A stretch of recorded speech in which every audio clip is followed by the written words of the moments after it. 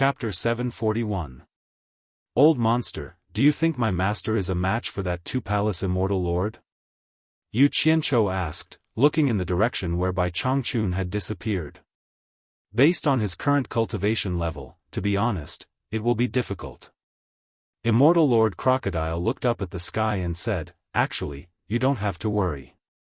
Since the heaven and earth Qianquan array can't trap your master, he should have no problem escaping. At least Yi Xiao and Ji Wu won't be able to chase him out of the array. Forget it, the old man asked for it. Yu Qianzhou muttered. He put away the two treasures in his hands and quickly flew down the mountain. He scuttled into the collapsed forest and searched around. Immortal Lord Crocodile was curious about what he was looking for. When he found a bracelet in the grass, he realized that this guy was looking for the storage bracelets that those people had lost. Not long after, Yu Qianzhou flew back to the top of the mountain with a dozen bracelets in his hands. He used his divine sense to check them one by one. After looking through them, Yu Qianzhou's expression did not look too good. There was nothing in them. Other than some that he did not recognize, there were pitifully few spirit stones left. They were not even as many as the spirit stones in the bracelet of the immortal world's envoy on the immortal ascension platform. Logically speaking, this was impossible. The envoy's level was obviously lower than these people. Old monster, I don't know if I'm blind, but can you help me see if there is anything valuable in these bracelets? Yu Qianzhou stuffed the bracelets into his hands. Immortal Lord Crocodile was stunned, but he still checked the contents of the dozen or so bracelets and found that there were indeed very few items. Apart from a few decent immortal artifacts, there was really nothing valuable. He thought for a while and understood what was going on. He returned the bracelets to Yu Qianzhou and said with a smile, of course there is nothing valuable, but the quality of the immortal artifacts inside is not bad. If it was in the immortal world, it would be worth some money. But in the human world, it might not be worth the price it should be. Yu Qianzhou put away the bracelet. He had no intention of selling the immortal equipment in the cultivation world. If these immortal equipment were to be sold to the cultivation world, it would simply be looking for trouble for himself. Frowning, he said, you said that it's inevitable that there's nothing valuable. Why do you say that? The consumption of spirit stones by immortals is far greater than that of mortal cultivators. After being sealed here by the heaven and earth cosmos formation for more than 100,000 years, they must have used up almost all the things that could be consumed. Even if there are spirit stone mines on this continent, I reckon that there will be too many people and not enough meat. Everyone will not be able to eat their fill, Immortal Lord Crocodile said with a smile. I see. Yu Qianzhou sighed and shook his head. I wanted to make a fortune from them, but I was happy for nothing. Immortal Lord Crocodile asked casually, why? Are you short of spirit stones? Yu Qianzhou would never tell others that he was rich. Instead, he liked to complain about being poor. He replied subconsciously, I'm poor. I'm poor. Immortal Lord Crocodile paused for a moment, and then said solemnly, I still have some spirit stones with me. If you really need them, I can give you some. Yu Qianzhou, who had asked casually, was stunned. His eyes lit up as he said, you have it? How many do you have? Immortal Lord Crocodile checked his storage bracelet and said nonchalantly, not much, just about 400 million divine-grade spirit stones in total. How much? Yu Qianzhou quickly dug his ears, thinking that he had misheard. He asked expectantly, you said that you have 400 million divine-grade spirit stones? Did you say it wrong, or did I hear it wrong? Are you sure it's 400 million divine-grade spirit stones, not 400 million high-grade spirit stones? Nonsense, my cultivation hasn't fallen to the point where I can't even see clearly. Of course it's 400 million divine-grade spirit stones. Immortal Lord Crocodile said firmly. Yu Qianzhou shuddered at these words, and he walked towards Immortal Lord Crocodile with trembling hands. The expression on his face was as detestable as it could be. Immortal Lord Crocodile stared at him and said solemnly, "Brat, what's wrong with you?" Yu Qianzhou hugged Immortal Lord Crocodile's waist, burying his head in Immortal Lord Crocodile's arms as he wailed, "Old monster, from today onwards, you're my master. You're 2F** King Rich." Scram! Immortal Lord Crocodile bellowed. He had never been hugged like this by a man for so long, and goosebumps rose all over his body. Who knew that Yu Qianzhou wouldn't let go no matter what? He shook his head and said, "You're too rich, you're not human. You're a god in my heart. You're my god of wealth. Hugging you is the same feeling as hugging money." Immortal Lord Crocodile was taken aback. This guy was excited because of money. He said solemnly, "If you want spirit stones, just say it. Don't be so disgusting. Say it. How much do you want?" Yu Qianzhou loosened his grip, revealing a pitiful expression as he weakly stretched out a finger. Immortal Lord Crocodile's face darkened. "You really dare to ask? With your current cultivation, do you think you need so many spirit stones?" After saying that, he reached out and pulled the storage pouch from Yu Qianzhou's waist. He casually glanced at it and was immediately taken aback. He looked at Yu Qianzhou suspiciously, wondering why this fellow had an empty storage pouch on him. Where did he put those things just now? He didn't think too much about it, and directly took out a pile of shiny black spirit stones from his bracelet and put them into the storage bag. Then, he threw the storage bag back to Yu Qianzhou. Yu Qianzhou's hands trembled as he picked up the storage bag and examined it. It would have been fine if he hadn't taken a look, but when he did, he was shocked. There was a huge pile of shiny black spirit stones in the storage bag. There were actually 100 million divine-grade spirit stones inside. Yu Qianzhou thought his eyes were playing tricks on him. He shook his head and looked at the storage bag again. But the truth was the truth. No matter how he looked at it, there were 100 million divine-grade spirit stones inside. Yu Qianzhou's eyes widened, and he staggered several steps back as if he was struck by lightning. He couldn't believe it. He had wanted to ask Immortal Lord Crocodile for 1,000,000 divine-grade spirit stones, but the other party misunderstood and gave him 100 million, 100 times more than what he wanted. Oh my God! A divine-grade spirit stone was worth 100 million high-grade spirit stones. How many high-grade spirit stones was 100 million divine-grade spirit stones worth? Damn it, I can't calculate it. In any case, I'm rich. Immortal Lord Crocodile looked at Huang Xiaolong's behavior and scolded, "What the hell are you doing?" Yu Qianzhou regained his senses and hurriedly stuffed the storage bag into his robe, sending it back to Utopia. He was afraid that the old man would go back on his word. In any case, now that the storage bag was in his hands, he wouldn't return it even if he was beaten to death. With an astronomical amount of wealth in his hands, Yu Qianzhou felt comfortable all over. He no longer had to worry about being unable to support a woman. Patting his chest, Huang Xiaolong felt more confident. He cleared his throat and looked at Immortal Lord Crocodile, asking curiously, "How did you get so many divine-grade spirit stones? Were you in charge of the Immortal Emperor's finances? What nonsense are you talking about? How can a mere 400 million divine-grade spirit stones be considered a lot? If it was in the past, Jin Miao would have been able to take it out. There were many people in the immortal world who could take out 400 million divine-grade spirit stones. These are just the ones I carry around with me. I think it wouldn't be a problem to take out 10 billion divine-grade spirit stones from my immortal palace." Immortal Lord Crocodile's expression dimmed as he sighed. "If I had known this would happen, would have brought more with me. Now, I'm afraid they've all become someone else's wedding dress." Yu Qianzhou finally understood. If Immortal Lord Crocodile hadn't been suppressed at the bottom of the lake for so many years without anyone knowing, the spirit stones in his bracelet wouldn't have been left behind until now. However, he was still shocked by the wealth of the celestial world. People at different levels had a different understanding of wealth.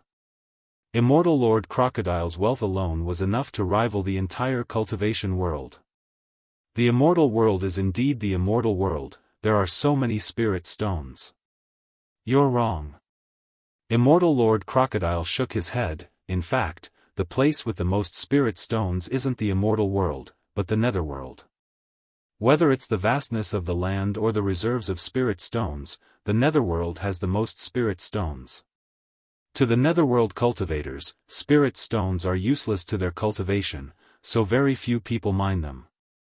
At the same time, the netherworld emperor strictly controls the mining of spirit stones. His main purpose is to prevent large amounts of spirit stones from falling into the hands of the immortal world cultivators to strengthen the immortal world. Of course, there are times when the netherworld uses spirit stones to trade with the immortal world. Secondly, the various feudal vassals in the netherworld secretly mine spirit stones to trade with the immortal world. This is also the main channel through which spirit stones from the netherworld flow to the immortal world. So that's how it is. Yu Qianqiu was stunned. The netherworld, which originally gave people a sense of horror, now made him yearn for it. He really didn't mind having more money. Instead, he felt that the more money the better, because he firmly believed that money made things easier. However, it was just wishful thinking. With his current ability, going to the netherworld was not a good thing. After coming to his senses, Yu Qianqiu suddenly asked, "I heard you and Jin Miao say that you want to visit Yi Xiao and Ji Wu. Are you really going to look for them?" Immortal Lord Crocodile fell silent. After a long time, he sighed, "People are like this. Even Jin Miao doesn't take me seriously. Imagine what Yi Xiao and Ji Wu will do. Maybe Ji Wu's attitude will be better, and Yi Xiao has always been arrogant and condescending. Why should I go and humiliate myself?" Sigh. Strength decides everything. You're finally willing to wake up from your dream. Yu Qianqiu despised him in his heart. Then, he comforted him, "Old monster, don't be discouraged. An old steed has great ambitions. Life will inevitably encounter ups and downs. Whether you're a hero or a coward, the key is to see who has the last laugh. So what if it's Ji Wu? So what if it's Yi Xiao? So what if he's the immortal emperor and the emperor of the netherworld? Don't you still have a lot of time to take things slowly? Now that everyone thinks that you're dead, the immortal emperor won't pay attention to you anymore. Without any hindrances, it's time for you to show your true abilities. If you don't believe me, you can wait another 1,000 years. Anything is possible. Of course, we have to start from scratch, step by step. Otherwise, everything is just empty talk."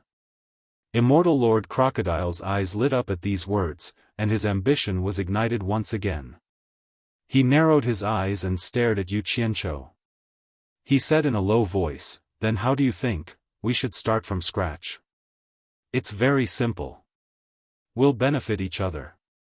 In short, we'll help each other." Yu Qianqiu coughed and said in a weaker tone, "First of all, help me find the purple flame first. Once I cultivate the Samadhi true fire, I'll burn whoever dares to stop us." Chapter 742. Humph. That's a good idea, Immortal Lord Crocodile said indifferently. Yu Qianqiu was no fool. He naturally heard the sarcasm in Immortal Lord Crocodile's tone, but he was happy to play dumb and pretend that he did not understand. As the saying went, if one was not thick-skinned, one should not come out. Boss Yu was experienced and knowledgeable, so this bit of provocation was nothing to him. Immortal Lord Crocodile also saw that this guy was thick-skinned and did not want to talk nonsense. He looked around and frowned. Jin Miao and the others died here. It won't be long before Yi Xiao and the others find out. I'm afraid we can no longer stay here and have to find another place. Don't worry. It's very safe here. When Yu Qianqiu said this, he looked into the distance with a hint of worry in his eyes. He was not saying this without reason, because the culprit, Bai Changchun, had gone in the opposite direction. If he met guests from the immortal city on the way, with Bai Changchun's personality, it was inevitable that he would fight. The culprit had already shown himself. Those immortals could not be expected to collect the corpses of Jin Miao and the others. Immortal Lord Crocodile was slightly startled, but he also understood from the worry in his eyes. The two did not say anything more. They flew down the mountain, turned a corner, and appeared in the forest on the other side. When the two walked to the Moon Lake, there were no more cannibals by the lake, and the tents at the foot of the mountain had been cleaned up. While Yu Qianzhou was puzzled, he saw many heads peeking out of the caves on the mountain. They were all frightened by the movement outside and all hid in the caves. Knowing that the two warriors had returned, Garland was the first to run out of the cave, heading straight for Yu Qianzhou. Yu Qianzhou was truly speechless towards this passionate woman. He allowed her to directly enter his bad side, and his face was also bitten a few times by her. Immortal Lord Crocodile looked at this scene coldly and said, "I was wondering why you kept staying here. Turns out you're having an affair with this woman." Yu Qianzhou immediately took the time to reply, "Then you've wronged me. This is their custom. The women of the tribe like warriors the most. If you have the ability, then put that stinking face of yours away. I guarantee that there will be unexpected consequences." Seeing that the people outside were safe, the clansmen in the cave came out one after another. Immortal Lord Crocodile glanced at the crowd and found that many women were staring at him. He was speechless. He believed Yu Qianzhou's words. "What happened over there?" Garland asked as he hung around Yu Qianzhou. "I don't know either." Yu Qianzhou denied it immediately. He then pushed Garland's muscular body away and said solemnly, "Clan leader Garland, can I proceed with my test now?" Garland's expression froze, and he immediately remembered what the test was.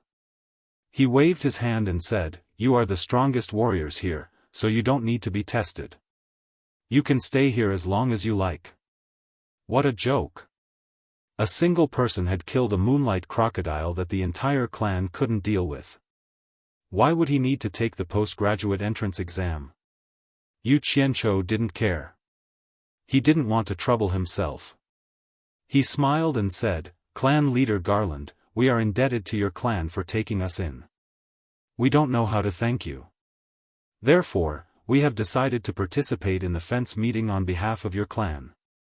The news that the new torture master of the demon region was Niu Yud had spread throughout the entire cultivation world. In particular, the news that Niu Yud had intimidated more than 100 soul formation cultivators and forced each lord to hand over 200 million superior-grade spirit stones shook the entire cultivation world. This disappearance was too shocking. Normally, the person who was humiliated would not expose his own shortcomings. No one knew who had spread this news. In an instant, Niu Yud's prestige in the cultivation world increased greatly. Bai Changchun, who had already left the cultivation world, was gradually forgotten. At least, the haze that shrouded the entire cultivation world had completely disappeared. As for the title of the number one expert in the cultivation world, it was undoubtedly pushed to Niu Yud by everyone. Most people didn't expect that Niu Yud would actually take over Bai Changchun's position. It seemed that Niu Yud was an immortal from the celestial realm. This made the cultivators in the world sigh. Bai Changchun had left, and now Niu Yud had come. The demon region was still mysterious and powerful. It was the same for generations, and it was still inviolable. At this time, the forces of the various countries finally began to attack the Chinese cultivation world. After the Chinese cultivation world knew that the soul formation cultivators of the various countries didn't dare to trespass after being warned by Niu Yud, they were relieved and united to fight the forces of the various countries. This time, the various sects of China had to fight with their lives on the line. The other party was serious and wanted to snatch his territory. Once they lost, it would be a matter of life and death. Therefore, the old guys who had been cultivating in seclusion came out one after another. In an instant, the Chinese cultivation world erupted with shocking combat power, and the battle situation was extremely tragic. In general, the Chinese cultivation world was still weak, but the gap was not big. After all, the various sects of China still had a strong foundation, except for the lack of soul formation cultivators. The reason why the Chinese cultivation world was able to resist the joint forces of the various countries was because the World Commerce Chamber of Commerce, which was the most powerful and had the most disciples, didn't participate in this battle. Otherwise, the World Commerce Chamber would definitely be a powerful force that could change the balance. Among the various countries, the Di-Rong Kingdom and the Baiwan Kingdom didn't participate in this battle either, which greatly reduced the pressure on the Wuxia Empire. Facing such a stalemate was really out of the expectations of the various countries, and it was somewhat embarrassing. More than 300 countries had joined forces, but they still couldn't deal with the Chinese cultivation world. After the various countries discussed, the various lords had no choice but to bring out 80% to 90% of their strength for the sake of their own reputation. With this, the various countries finally invaded the Chinese cultivation world, and the forces of both sides started a life-and-death battle within the Chinese territory. At this critical moment, the supporting Immortal Island could be said to have erupted. Not to mention the various countries, even the Chinese cultivation world was shocked. Originally, the supporting Immortal Island had used more than 30 tribulation-passing realm experts, and everyone thought that was the limit of the supporting Immortal Island. Who knew that at this critical moment, the supporting Immortal Island would suddenly send more than 50 tribulation-passing realm experts to participate in the battle? These people were all people that the various sects thought were long dead, but unexpectedly, they were all alive and well. They were all hidden by the supporting Immortal Island and had broken through to the tribulation-passing realm. In total, the supporting Immortal Island had invested more than 90 tribulation-passing realm experts, and the other tribulation-passing realm disciples were mobilized by the hundreds and thousands. Tens of thousands of disciples of the cultivation pavilion, regardless of their cultivation level, as long as they were at the foundation establishment realm, they would all be bathed in blood. Based on this calculation, without the soul formation experts, the supporting Immortal Island could almost match the strength of the World Commerce Chamber. This kind of strength was really shocking, and people couldn't help but sigh. The so-called number one sect in the world wasn't an undeserved reputation. It was indeed valiant. With this kind of strength, even in the entire cultivation world, the supporting Immortal Island was completely worthy of the title of number one sect in the world. With this kind of strength, the 10,000 demons wouldn't be outdone by the supporting Immortal Island's move. Originally, they had mobilized more than 20 tribulation-passing realm experts, but at this critical moment, more than 30 people that everyone thought were dead actually appeared. Moreover, they were all tribulation-passing realm experts. In total, the 10,000 demons had invested more than 60 tribulation-passing realm experts. In addition to the tens of thousands of disciples from the sect, it was a huge force. It didn't diminish the prestige of the number one sect in the demonic path in the slightest. The actions of the two sects shocked the other sections. These two sects had actually hidden such a strong strength. What exactly were they planning? Even so, with such strong reinforcements appearing on their side, no one cared about anything. This immediately boosted the morale of the other sects, and they began a crazy all-out counterattack. In the end, the allied forces of the various countries suffered heavy losses. It wasn't just heavy losses, it was quite heavy losses. In this crazy counterattack of the Chinese cultivation world, the allied forces of the various countries lost about a third of their strength. Just like that, the balance of power was completely lost. This battle couldn't be fought anymore. In an instant, the various countries' forces were chased out of the Chinese cultivation world. People couldn't help but marvel at the might of the Chinese cultivation world. The situation of the battle dumbfounded the lords of the various countries. Pei Fong was so angry that he scolded, supporting Immortal Island and the 10,000 demons, "These two bastards, they actually dared to play dirty with me. They actually hid so many tribulation-passing realm experts behind them. Don't ever fall into my hands, or else I'll teach you a lesson." However, after scolding them, he had to admit that the Chinese cultivation world was indeed the birthplace of the world's cultivators.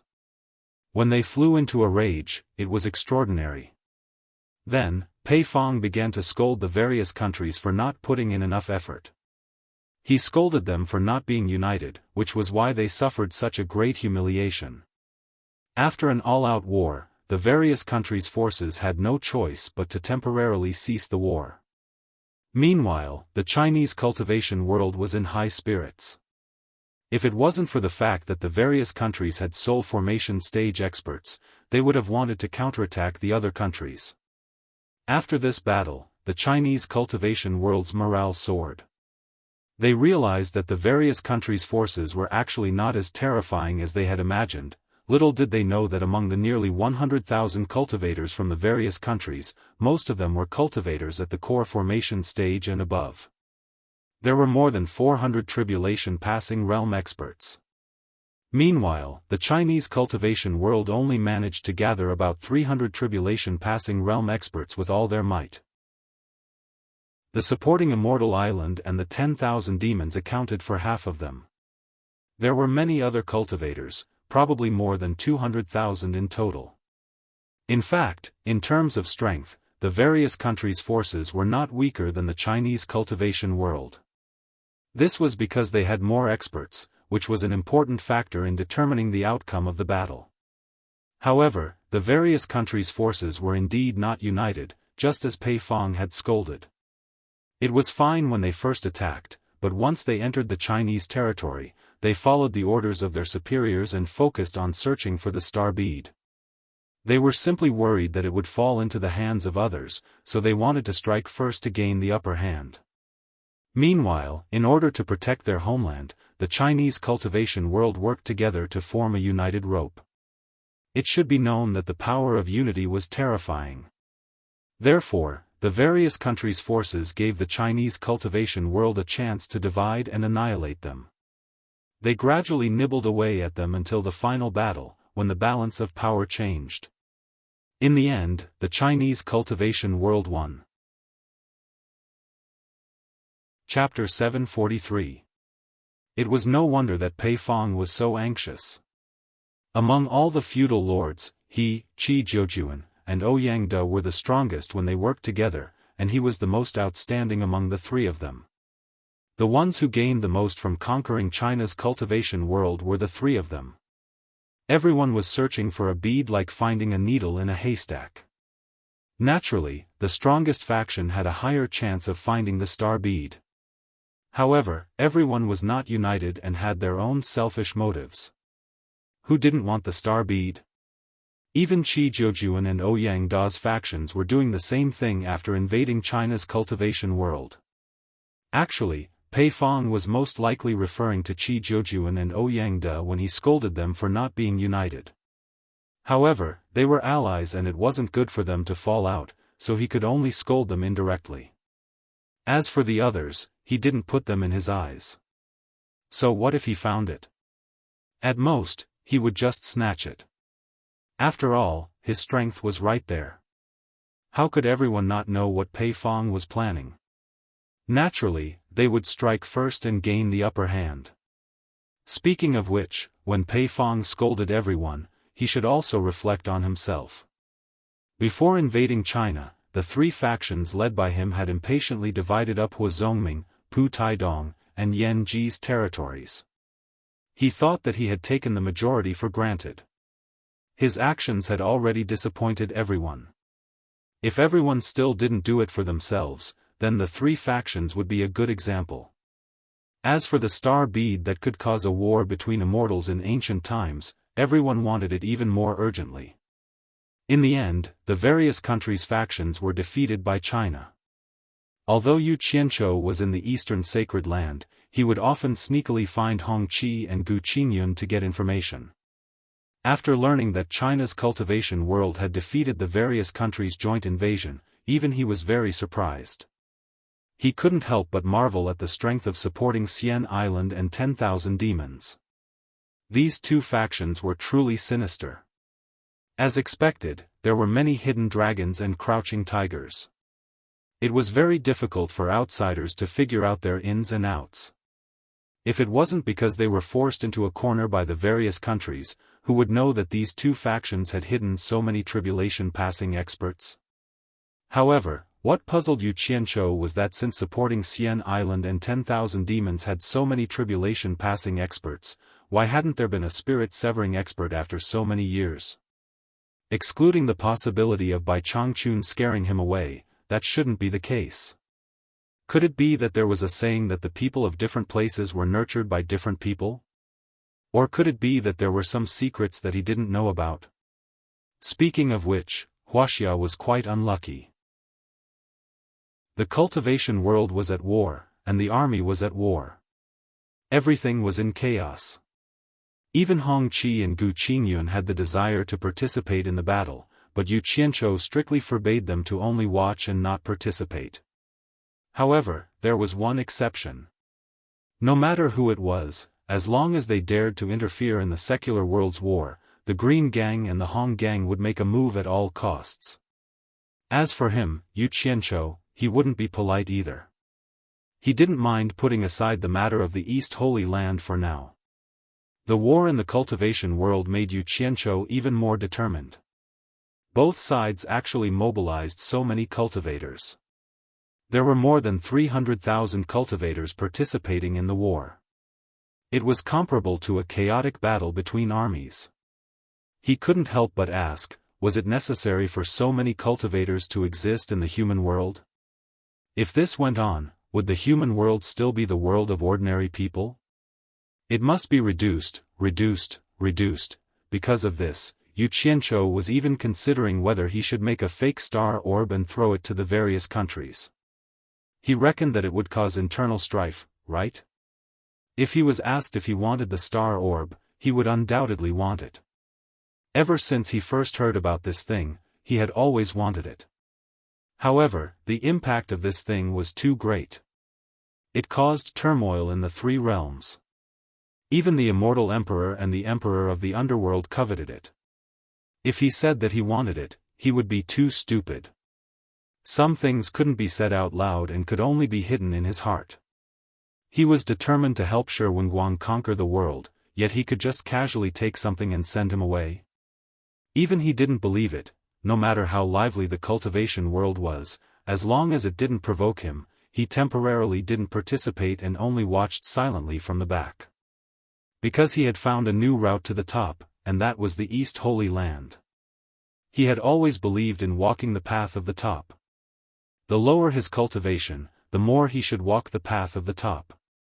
His experience from his previous life told him that this was the best way to rise quickly. There was a saying in his previous life. If you followed an official for a long time, you would be a low-ranking official, if not a high-ranking one. This saying could also be applied to the cultivation world. If you followed someone with a high cultivation for a long time, even if your current cultivation wasn't great, your future cultivation wouldn't be too bad. In fact, as long as he had the chance, he would always do this. Reality proved that the effect was pretty good. Taking the current immortal crocodile for example, he had only followed him for a few days. Just a few spirit stones from him would be many times better than him fighting for his life in the cultivation world for so many years. The World Chamber of Commerce run by Yin Baikong was considered good at doing business, right? But even after so many years of accumulation, he didn't earn as much as he did in a few days. This was the benefit of walking the path of the top. Not only were there many benefits, but it was also very beneficial to improve one's foresight and experience. He had only been with Immortal Crocodile for a few days, but he was already starting to look down on the fights between the top experts in the cultivation world. Take your time to make a fuss. Once I've made a name for myself in the upper echelons, it'll be a piece of cake for me to deal with you. Spirit Fang Valley. The disciples of the valley and the Wen family searched the entire territory, but they couldn't find Yan Zhuixing and third brother Xian. Lu Yanqing knew that it was useless to continue searching, so she finally gave up. Wen Lanfeng also lost his reason to stay and had no choice but to leave. When the news of Niu Yu taking over as the torture master of the ghostly region reached the two of them, they were really speechless. Especially when they heard that Niu Yu had extorted 200 million top-grade spirit stones from more than 100 soul formation experts, they didn't know whether to laugh or cry. As expected, this was Yu Qianzhou's style. It was simply incomparable to the arrogant Bai Changchun. To think that this guy could think of something like this. He was too bold to dare to use Niu Yu's name as a prank. They really didn't know what Bai Changchun was thinking. He actually passed the position of torture master to Yu Qianzhou. Could this troublemaker really take on such a heavy responsibility? Looking down from the plateau at the top of Medicine Hut, Spirit Fong Valley had resumed its previous heroic deeds of saving the world. There were endless pedestrians on the mountain road in the distance. Under her beautiful face, which was like the morning glow reflecting the snow, her red lips opened slightly and sighed. She said, I originally thought that after Bai Changchun left, there would only be two people in the entire cultivation world who could take on the position of torture master. One is Nongzhu from the South Sea Purple Bamboo Forest, and the other is you. I didn't expect that Bai Changchun would let Yu Qianzhou succeed as torture master. Bai Changchun's actions are a little thoughtless. You think too much. How can I be the torture master of Ghost region? Bai Changchun must have his reasons for doing this. Wen Lanfeng smiled faintly. Although he looked calm on the surface, he felt inexplicably uncomfortable. To be honest, although he didn't want to be the torture master of Ghost region, he secretly thought about it based on seniority. If he removed the relationship between Nongzhu and Bai Changchun, it was possible that Bai Changchun would really ask him to take over as torture master. Bai Changchun spared his life twice, and he should send Bai Changchun off to the Eastern Holy Land. However, he had a little trick up his sleeve. He thought that if Bai Changchun came to him to take over the position of Devil Region Torture Envoy before he left, Lu Yanqing would see him and he would generously reject Bai Changchun. This was what Wen Lanfeng wanted Lu Yanqing to see. In fact, he thought that the possibility of Bai Changchun looking for him was quite high. Because almost all the previous torture masters of Ghost region were the world's #1 experts, and they were at least experts in the late soul formation stage. Nongzhu, who was likely to succeed him, was only in the middle soul formation stage. After Bai Changchun left, he would obviously be the world's #1 expert. In addition, his character and prestige were good in the cultivation world. Who else could be Bai Changchun's first choice but him? Wen Lanfeng didn't think that there was anyone more suitable than him, although he didn't want it. However, to his great surprise, not only did Bai Changchun not look for him, he did not even look for Nongzhu. It was actually Yu Qianzhou, who was only at the crossing calamity stage, who took over as the torturer of the demon ghost region.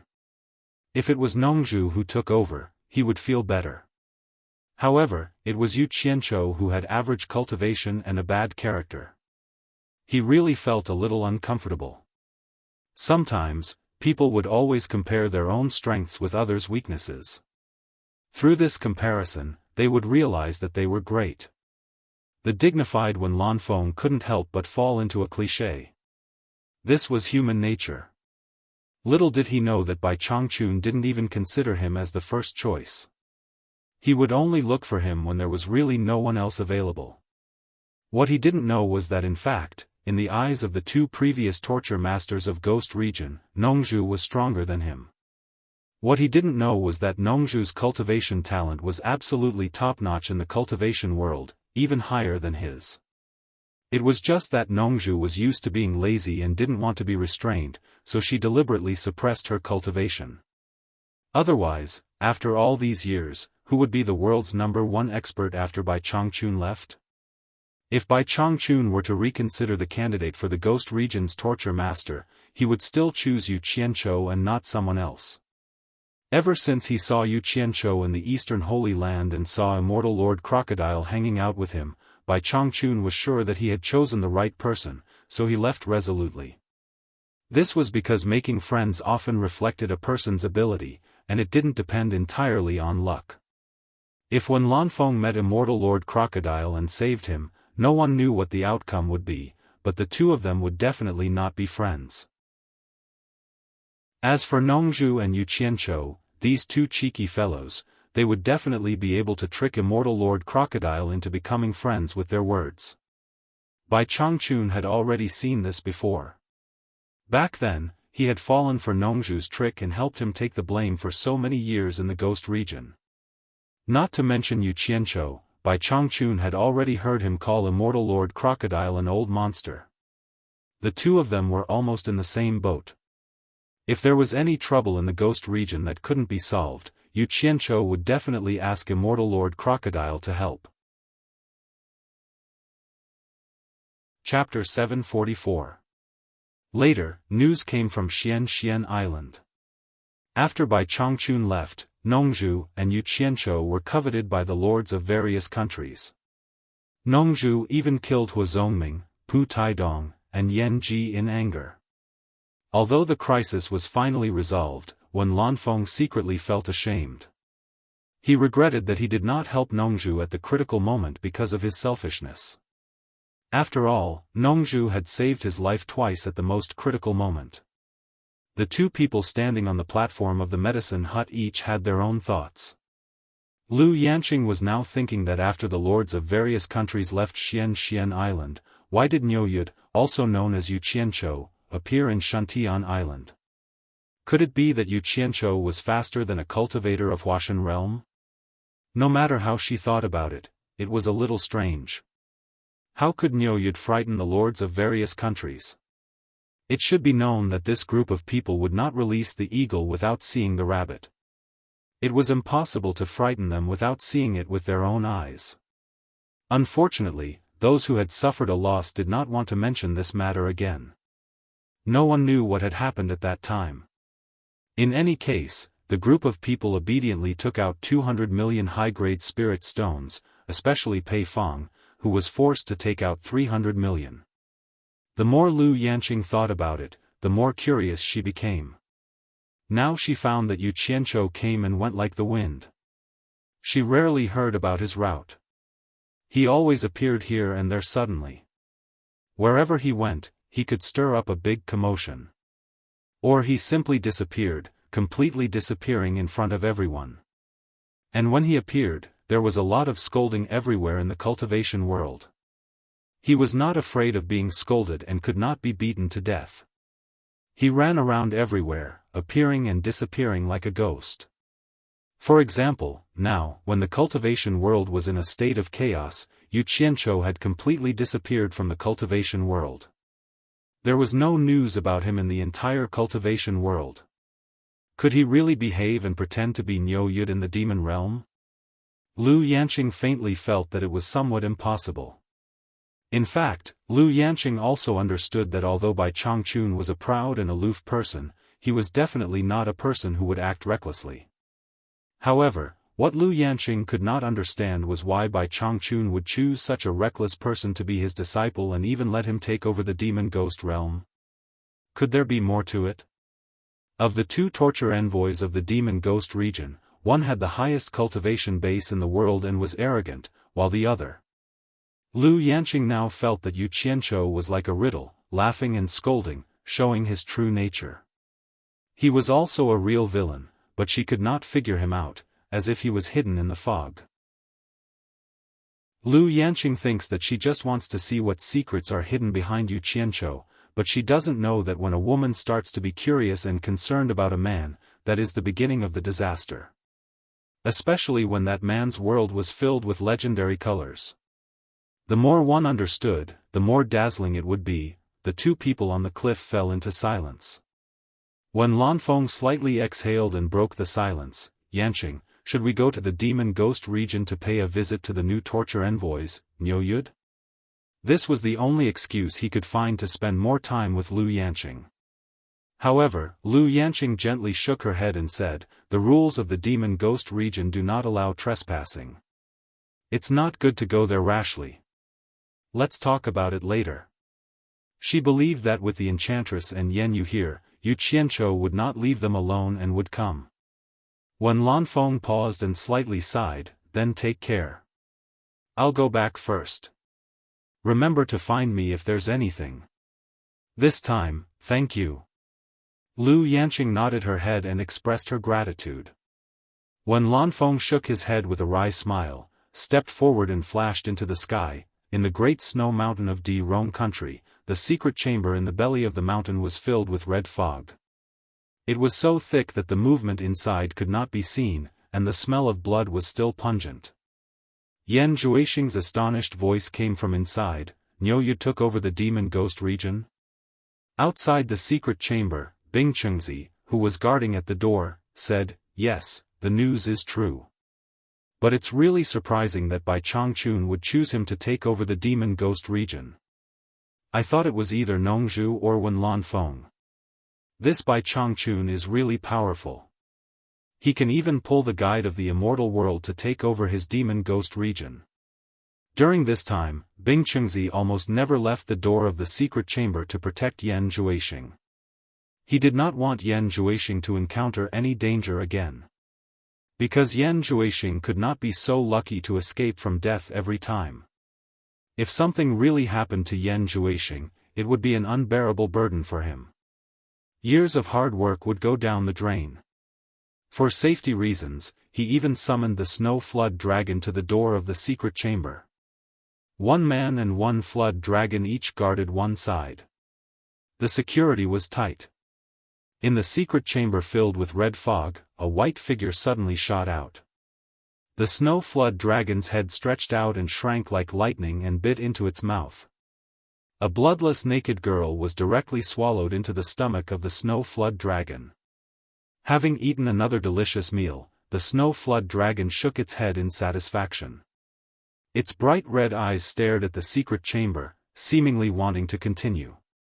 Bing Chengzi, who was sitting cross-legged, just casually glanced at it. At first, he was a little uncomfortable about using living people to practice demonic arts, but now he was used to it. Every day, several virgin girls would be sent to the foot of the mountain. It was unknown how many of them had been used up until now. If it was in other countries, it would have already aroused the vigilance of others with the constant disappearance of girls. But with the identity of the state preceptor of Di Rong country, it was a piece of cake for him to settle this. Moreover, Di Rong country was originally Bing Chengzi's territory. Capturing a few poor girls was nothing to him. Yan Zhuixing, who was hiding in the red fog in the secret chamber, continued Bing Chengzi's words. He gritted his teeth and said, "It's all because of him that I have to hide like this. So what if he is an immortal from the immortal world? When I succeed in my demonic arts, I will definitely let him know the power of my demonic arts. I will make him beg for death." A sharp roar echoed in the passage of the mountain for a long time. The cannibal tribe by the moon lake was singing and dancing. The atmosphere was very warm, for no other reason than to send off the warriors participating in the fence contest. The cannibal tribe was just a small tribe with a few hundred people. For many years, the 3 strongest warriors would be selected to represent the tribe in the contest. Originally, the 3 warriors had already been selected. But because Yu Qianzhou's enthusiasm affected Immortal Crocodile, the 2 of them replaced the other 2 warriors. With warriors like the 2 of them participating in the contest, the cannibal tribe was naturally very happy. Based on their bravery in killing the lake monster, they would definitely qualify for the contest. However, the 2 of them were outsiders, and they were only temporarily taken in by the tribe. How could they let the guests replace them? Garland represented the cannibal tribe and repeatedly refused, but Yu Qianzhou held an incredibly sincere attitude and continuously tried to convince everyone. In the end, the entire cannibal tribe was moved, and they allowed those 2 fellows to represent the cannibal tribe. Immortal Crocodile didn't know what was going on. After chatting with Yu Qianzhou a few times, he actually agreed to accompany him to participate in such a boring thing as the fence contest. After thinking about it, he felt that something was wrong. How could he have agreed so carelessly? But since he had agreed, he couldn't go back on his word. In the end, he decided to let nature take its course. Once they decided to participate, the two of them realized that they had to solve a lot of problems to attend the fence contest. First was the problem of immortal crocodiles' cultivation. To be honest, although immortal crocodiles' cultivation was very high in the past, it was nothing in the Eastern Holy Land now. It was very easy for other immortals to see through his identity as an immortal cultivator. They were willing to participate in the fence contest as an immortal cultivator, but others definitely wouldn't. So they had to hide it. So Yu Qianzhou took out the breath-concealing pill and gave it to Immortal Crocodile. In the end, Immortal Crocodile thought that the pill was too low grade, or rather, too insignificant, so he took out something better to hide his cultivation. As for Yu Qianzhou, he was born with a special ability, so he didn't need to use anything to hide his cultivation. As long as he didn't expose himself, others wouldn't be able to see through him. But there was one big problem that gave both of them a headache.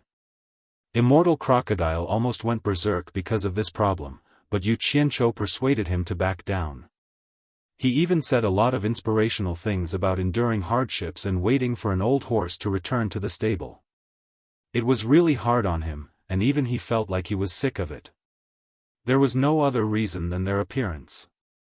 Yu Qianzhou was easier to deal with, but the key was that Immortal Crocodile's appearance was too eye-catching. He had a burly figure, snow-white hair, and an elegant silver robe that flowed like silver silk. It was very eye-catching. If an immortal cultivator saw him walking out, their first impression would be that he was either an immortal or a monster. It would be strange if they didn't suspect him. So the two of them began to change. Garland quickly asked his clansmen to hurry up and make clothes that matched the style of the cannibals. In fact, it was just a few pieces of animal skin.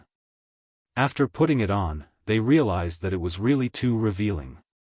Even Yu Qianzhou was too embarrassed to walk out of the tent, let alone Immortal Crocodile. No matter what, he was one of the 12 great immortal lords in the immortal world. How could he do something that was almost naked? In the end, it was Yu Qianzhou who relied on his eloquence and courage to walk out of the tent first. Immortal Crocodile gritted his teeth and followed him out. As soon as the two of them appeared, they immediately shocked the cannibals. Their fair skin made the eyes of the cannibal women, who had bronze-colored beauty, light up. They wanted nothing more than to swallow the two of them into their stomachs. This problem was exposed in time. Both of them realized that they had to solve the problem of skin color. Otherwise, it would be too weird to walk with the cannibals. So Yu Qianzhou dragged Immortal Crocodile to sunbathe, saying that the skin color would be more realistic and would not be exposed. In the end, after a few days of exposure, the two of them realized that because their physiques were extraordinary, it was unlikely that they would be tanned in a short period of time without a few years of hard work. After much effort, Immortal Crocodile, with his rich experience, finally came up with something that would not be easily seen through. The two of them smeared some ingredients on their bodies and turned their skin bronze. Immortal Crocodile's long silver hair was also smeared with another color of ingredients. The two of them worked for a long time before solving all the problems that needed to be solved. Chapter 745. The sun had just risen, and the cool morning breeze was cool. The ripples on the moon lake were clear and moving, and the water plants by the lake swayed beautifully. Surrounded by hundreds of cannibals, Yu Qianzhou and Immortal Crocodile walked out of the tent. The two of them were almost half naked, facing everyone's gaze without fear.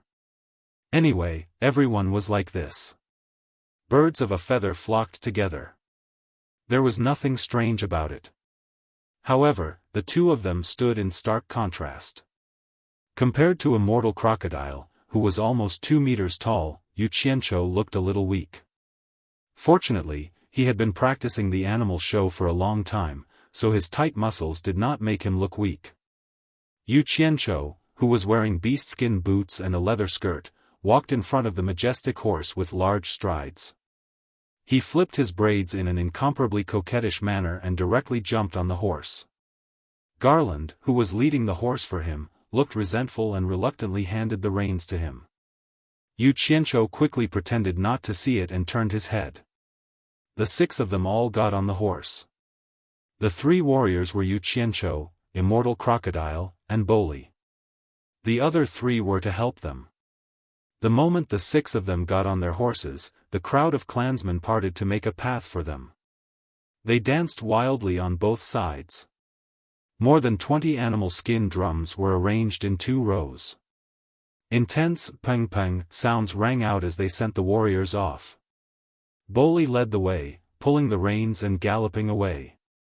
Yu Qianzhou followed closely behind, followed by Immortal Crocodile, and the remaining 3 tribesmen. The 6 of them rushed into the winding path in the distant forest, disappearing from the anticipating eyes of the tribesmen. The winding path in the dense forest was winding, and if one's horsemanship was not good, it was easy to crash into trees or run into bushes. Fortunately, the 6 of them were good horsemanship, and the branches and leaves on both sides quickly flashed past their ears. Yu Qianzhou, who was following behind Boli, suddenly heard Immortal Crocodile's voice behind him. That woman's eyes were very clingy. She took off all her clothes and touched you a few times at night. I can't believe you could resist it. He was naturally referring to Garland. Old monster, you actually peeped on me while I was sleeping? Yu Qianzhou replied angrily. What are you shouting for? Do you think I don't know that you're spying on me? Immortal Lord Crocodile sneered. Yu Qianzhou was speechless. It wasn't that he was a peeping Tom, but Immortal Lord Crocodile's actions shocked him. She had thought that he would be reserved, but who would have thought that this old monster would actually have a taste of meat in the cannibal tribe? He seemed to not reject anyone, and every night, he would have sex with several women. How heroic! Yu Qianzhou was curious and could not help but use his spiritual sense to check every night. But then again, with the other party's cultivation, it wouldn't be difficult for him to discover that he was peeping. It was just that he didn't expect the old monster to be so vigilant even when doing things. It was really surprising. The horses galloped through the forest, and the sound of hooves rang out incessantly. However, the 2 of them were silent. Let's not talk about each other. Neither of us was a good person. But after a while, Immortal Lord Crocodile transmitted his voice again. Yu Qianzhou, if you can't help me recover my cultivation in 500 years, don't blame me for being impolite. Hey! You've said it 100 times. Do I look like a liar to you? Don't mention it in the future. I'm sick of hearing it even if you don't say it. Yu Qianzhou gave a perfunctory reply. In order to get Immortal Lord Crocodile to be his bodyguard, he had spent a lot of effort. In the end, he made up a white lie that he could help him recover his cultivation in 500 years. Only then did he manage to tame Immortal Lord Crocodile. Otherwise, why would Immortal Lord Crocodile accompany him everywhere? He had already calculated that if the 2 of them were really together for 500 years, even a rock would feel warm. He didn't believe that the old monster would really do anything to him. If Immortal Lord Crocodile was really that heartless, then he had nothing to say. He would leave, and Immortal Lord Crocodile would continue to stay in the Eastern Holy Land. They would pretend that they had never met. If his cultivation was higher than Immortal Lord Crocodile's in 500 years. Of course, Yu Qianzhou was just imagining it. He didn't think that his cultivation would surpass Immortal Lord Crocodile's in 500 years. In fact, Immortal Lord Crocodile wasn't that gullible. However, the master-disciple pair's methods were really unimaginable and too magical. Although he didn't believe that he could recover his cultivation in 500 years, he still had some hope in his heart. What if he really succeeded? It was better than spending tens of thousands of years to cultivate again, right? Moreover, 500 years was really nothing compared to his long lifespan. It was worth a try. In the end, he more or less felt an indescribable charisma from Yu Qianzhou. He realized that it was quite interesting to be with this guy. Although this guy wasn't a good person, ever since he got to know him, he suddenly realized that having a long life wasn't lonely at all. Occasionally, he had a glimmer of enlightenment. He asked himself, what is the true meaning of cultivation? After spending half a day, the group of 6 finally ran out of the forest. They could see a road in the wilderness in front of them, stretching into the distance like a yellow ribbon. In the distance, there were many houses clustered together, and it seemed to be a small town. Boli pulled the reins and rode on the hillside. The 5 people behind him lined up and looked into the distance. In just a short while, several groups of people had run on the road. They were dressed like their own people. Although Yu Qianchou didn't know which tribe they were from, he guessed that their purpose was similar to that of the cannibals. They were all going to participate in the fence meeting. Judging from the number of people passing by, it seemed that the cannibals were really a small tribe. At least every group that passed by had at least a dozen riders, but they only had 6 people. The sun was high in the sky. Looking at the panting horses, Boli waved his hand and pointed to the small town in the distance. The small town in front is the midpoint to Lus City. When we get there, let the horses recover their strength and continue on their way. That way, we can reach Lus City before dark when the horses are exhausted. What do you think? Facing Boli's questioning gaze, Yu Qianchou scratched his braids and smiled. We don't know each other well, so we'll listen to you. Originally, with his and Immortal Crocodile's abilities, there was no need to run slowly to Lus City. They could just fly there, but in order to not expose their cultivation, they had to do this. Boli smiled heartily and nodded. He took the lead and rushed down the hillside.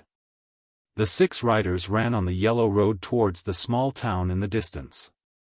Running on the straight road was obviously much more comfortable than running on the winding path in the forest. Yu Qianchou swung his braids in the wind. The feeling of the wind blowing through his hair was nice and cool. Seeing that they were outside the town, Yu Qianchou was about to rush into the town, but he saw Boli slow down and pull the reins to a stop. The others also stopped. Only Yu Qianchou did not notice that he had run too far, and only stopped in front of the town's gate. The gate made of wood and stone had a bit of an ancient charm, but the workmanship was very rough. There were many people on the streets inside. Looking at their clothes, it was obvious that most of them were people of various tribes, but some were wearing more formal long robes. Yu Qianchou took a few glances at the streets inside and found that there were not many decent houses. He turned his horse around and saw that Boli and the others had already dismounted and led the horses to a few shady trees by the roadside. They had the intention of sitting on the ground, and only Immortal Crocodile was looking at him with a faint smile. Yu Qianchou immediately ran over, jumped off the horse, and asked Boli curiously, "The town is in front. Aren't you going in to rest? What are you doing here?" Boli looked at the other 3 tribesmen awkwardly. Yu Qianchou immediately became suspicious, and under his repeated questioning, Boli finally told him the truth. In fact, the customs of each tribe were quite fierce, and fights were common. It was difficult to get along well with the other tribes. The cannibals were the smallest tribe in this area, and it was inevitable for them to suffer some losses. To put it bluntly, they were often bullied. This town was called Shizi Town, which meant the westernmost town on the mainland. Originally, there was no town here.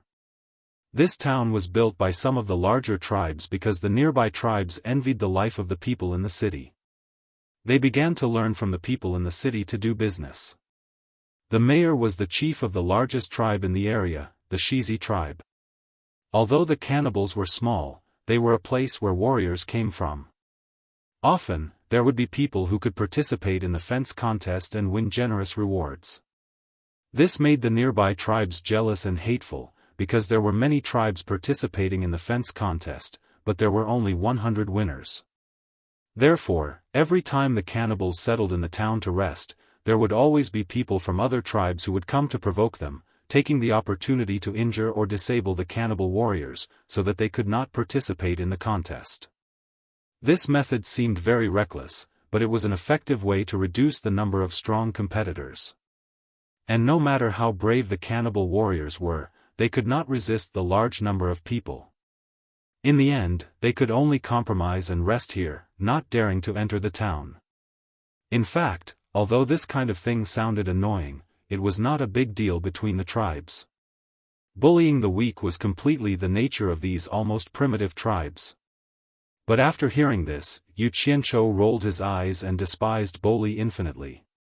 No wonder your woman was so anxious to sleep with me. After thinking about it, Yu Qianzhou also felt that he should not cause trouble here.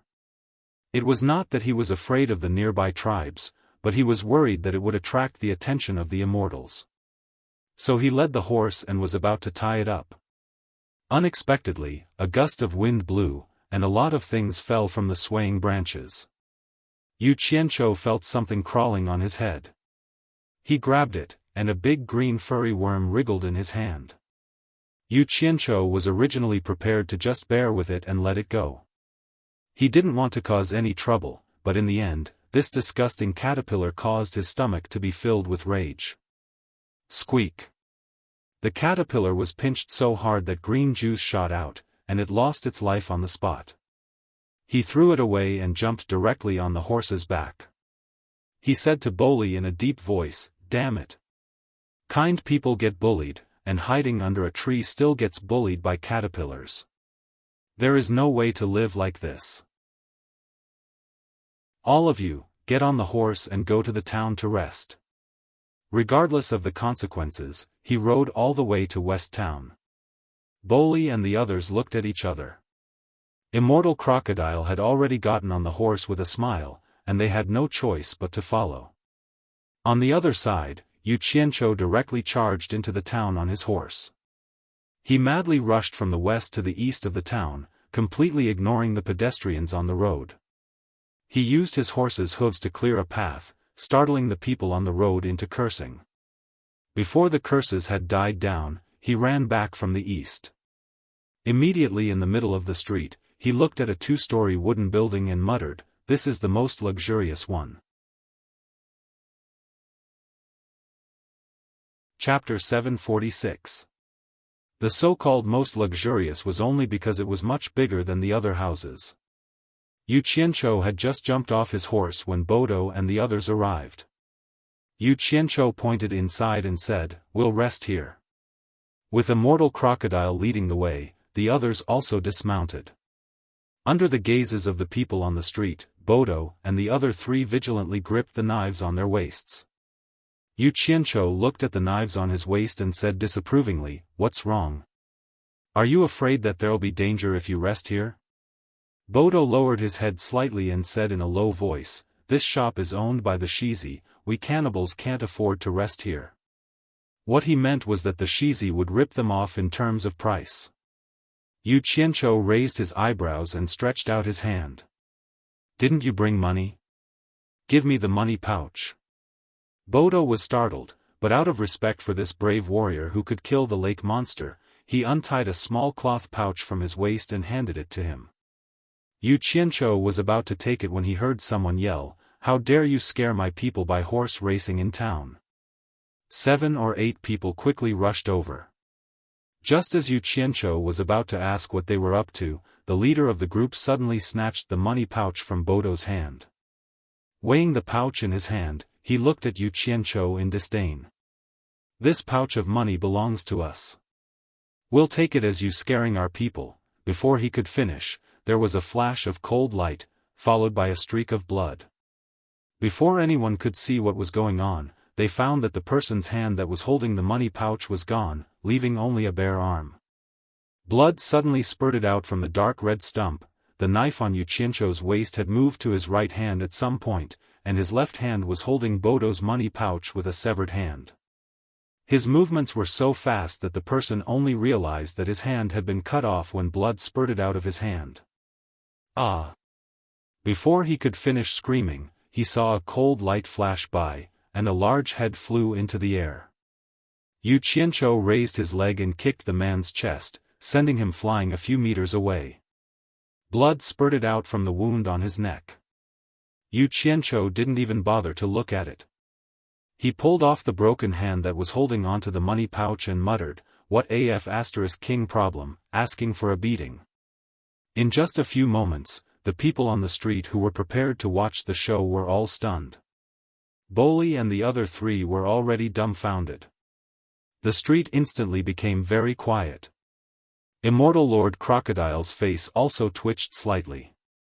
He thought to himself, how ruthless. The other 7 people who had come with the dead person only now realized that their clansman had been killed. Their eyes turned red, and without any warning, they all pulled out their knives and charged at Yu Qianqiu. Yu Qianqiu raised his head slightly and charged into the crowd with quick steps. A series of punches, kicks, and saber lights danced in the air. 7 heads flew up and 7 corpses fell to the street with blood spurting out from their mouths. Their bodies were still twitching, and only after a long while did they stop moving. Yu Qianqiu shook off the blood on his knife and put it away without a change in expression, as if nothing had happened. To him, killing a few mortals was not something to be happy about. The quiet street suddenly burst into an uproar, and everyone looked at Yu Qianqiu with reverence. Boli and the other 3 looked at Yu Qianqiu with admiration. He was indeed the warrior who killed the lake monster. Immortal Lord Crocodile's eyelids twitched uncontrollably. He couldn't help but want to ask this kid what he had been doing before he started cultivating. The clean and sharp close-range combat just now was very familiar, and had nothing to do with the level of his cultivation. It was normal for people to die in battles between tribes. In addition, there were no legal restrictions, so it was completely up to the winner to decide. The loser could just blame it on his bad luck and take revenge if he had the ability. Under everyone's gaze, Yu Qianqiu expressionlessly carried the money bag and entered the shop. The people who were standing at the entrance to watch the show quickly retreated. Boli and the other 3 led the horses into the small alley next to the shop. They found the stable and placed the fodder for the horses before returning. When they entered the shop, they saw that Yu Qianqiu and Immortal Lord Crocodile had already taken a seat. The table was filled with sumptuous meat dishes. Yu Qianqiu waved them over and let them eat to their heart's content. Boli and the other 3 were still a little worried. After all, things wouldn't be so peaceful outside. After all, Yu Qianqiu had killed the people of the 2nd largest tribe in the area, the Wuxia tribe. Yu Qianqiu tasted everything and found that it didn't taste very good. He immediately lost his appetite. Immortal Lord Crocodile obviously didn't like these things either. He casually took a bite and threw it aside. He turned to stare at Yu Qianqiu and transmitted his voice. Kid, you killed to your heart's content. Have you ever thought about the entire cannibal tribe? Why? Are you worried about those old lovers who accompany you every night? Yu Qianqiu said nonchalantly. Don't worry. I have my own plans. While transmitting his voice, he poured all the money in the bag onto the table. There were 2 gold coins and hundreds of silver coins. Neither of them had ever seen the currency used in this continent before. They each picked up a piece and examined it. The printing was quite exquisite. There were portraits on both sides of the coin. One side was a man with a cold face, and the other side was a beautiful woman. Immortal Lord Crocodile looked at the portraits on both sides of the coin and could not help but snort. Yu Qianqiu was stunned. After looking at the coin again, he transmitted his voice. Could it be Yi Xiao and Ji Wu? Who else could it be other than them? Tisk tsk. So Ji Wu is a beautiful woman. Yu Qianqiu exclaimed. He looked back at Boli and asked, how long will this money last us? Boli put down the deer steak in his hand and said embarrassedly, 1 gold coin can be exchanged for 100 silver coins. There are about 300 silver coins here. If we use them sparingly, we should be able to use them until the end of the preliminary round. This is all the money left in the clan. Yu Qianqiu nodded slightly. It seemed that the cannibals were not very well off. But it did not matter, he had money. With that thought in mind, he reached out and lifted the fur skirt around his waist. Under Immortal Lord Crocodile's suspicious gaze, he grabbed a handful of things and placed them on the table. A pile of shiny golden objects appeared on the table.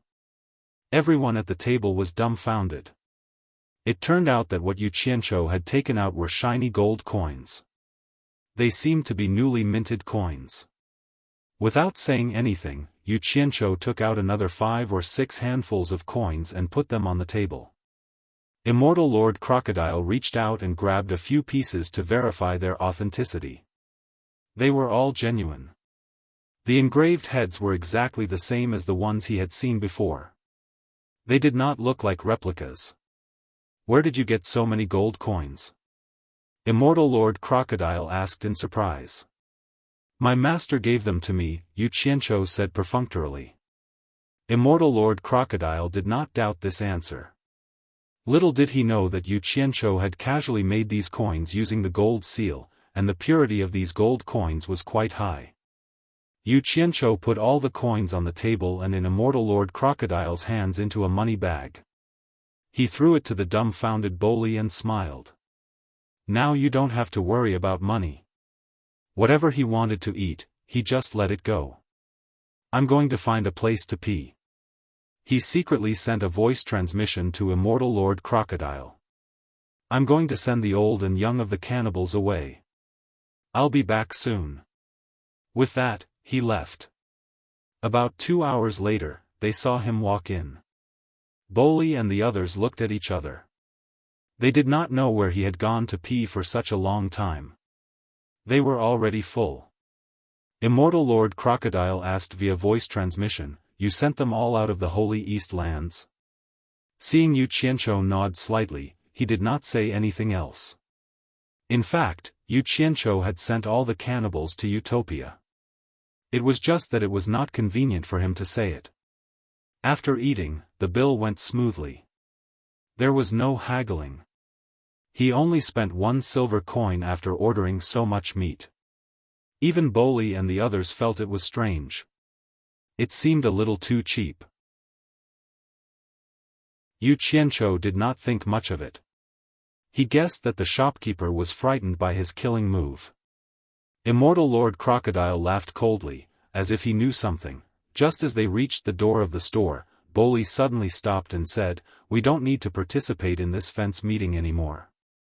They all turned around and looked at him, not knowing why he said that. Boli raised the bulging money bag in his hand and said, This much gold is enough for our people to live for many years. More importantly, we just offended the Wasi tribe. They will definitely take revenge on us. We need to go back and protect our people. The other 3 clansmen looked at each other and nodded their heads solemnly. Immortal Lord Crocodile looked at Yu Qianzhou with a mocking expression, as if saying, Who asked you to kill so many people? Who asked you to give them so many gold coins? Who asked you to send the cannibals away? Now you're getting your retribution, aren't you? Yu Qianzhou was stunned. He did not expect himself to make a fool of himself. His face darkened as he said, No, we have to participate in the fence meeting. Chapter 747. There were many reasons why Yu Qianzhou had to go to the fence meeting. The mortals here definitely could not see the purple fire, so he had to contact the immortals here to find out. If ordinary immortals did not know, then he had to find a way to find high-level immortals in the immortal cities. If even the high-level immortals in the immortal cities did not know, then the purple fire was very likely hidden underground. It was much more troublesome to find things underground than above ground. He would probably have to find the meditation cultivators who lived here for a long time. And to meditate here, he still had to find the immortals in the immortal world to find out where the entrance to the underground was. In short, to find the purple fire, he could not avoid interacting with the immortals here. The fence meeting was a good place to start. There was another thing that he was thinking about. What would happen if Bai Changchun went to challenge the immortal lords and the netherworld generals? Although he did not seem to care, he was actually very conflicted and anxious to find out more information. However, with his and Immortal Lord Crocodile's current cultivation, the Eastern Holy Land was not a place for them to act presumptuously. They could only advance step by step and find out more information. Thus, he had to go to the fence meeting. Seeing that he was unhappy, Boli asked in surprise, "Why must we go to the fence meeting?" He could not understand. Participating in the fence meeting was a very dangerous thing. Unless they had no other choice, which tribe would be willing to take such a risk? Now that they had the conditions to not participate, wasn't that a good thing? You idiot! Yu Qianzhou cursed in his heart, but his face showed a pained expression. He pointed at Boli and the others and lectured, "No wonder the cannibals have never been strong. It's because our tribesmen flatter men like you who do not know how to be prepared for danger in times of peace. Just because of a bag of gold, you lost your fighting spirit and did not think about improving. Isn't it better to earn more gold for your tribesmen? If you have the ability to earn more gold than your tribesmen can spend in a few lifetimes, then the future generations of cannibal warriors can protect their tribesmen and reproduce without having to bleed and die for the fence meeting. Many generations of warriors. How many tribesmen can you produce?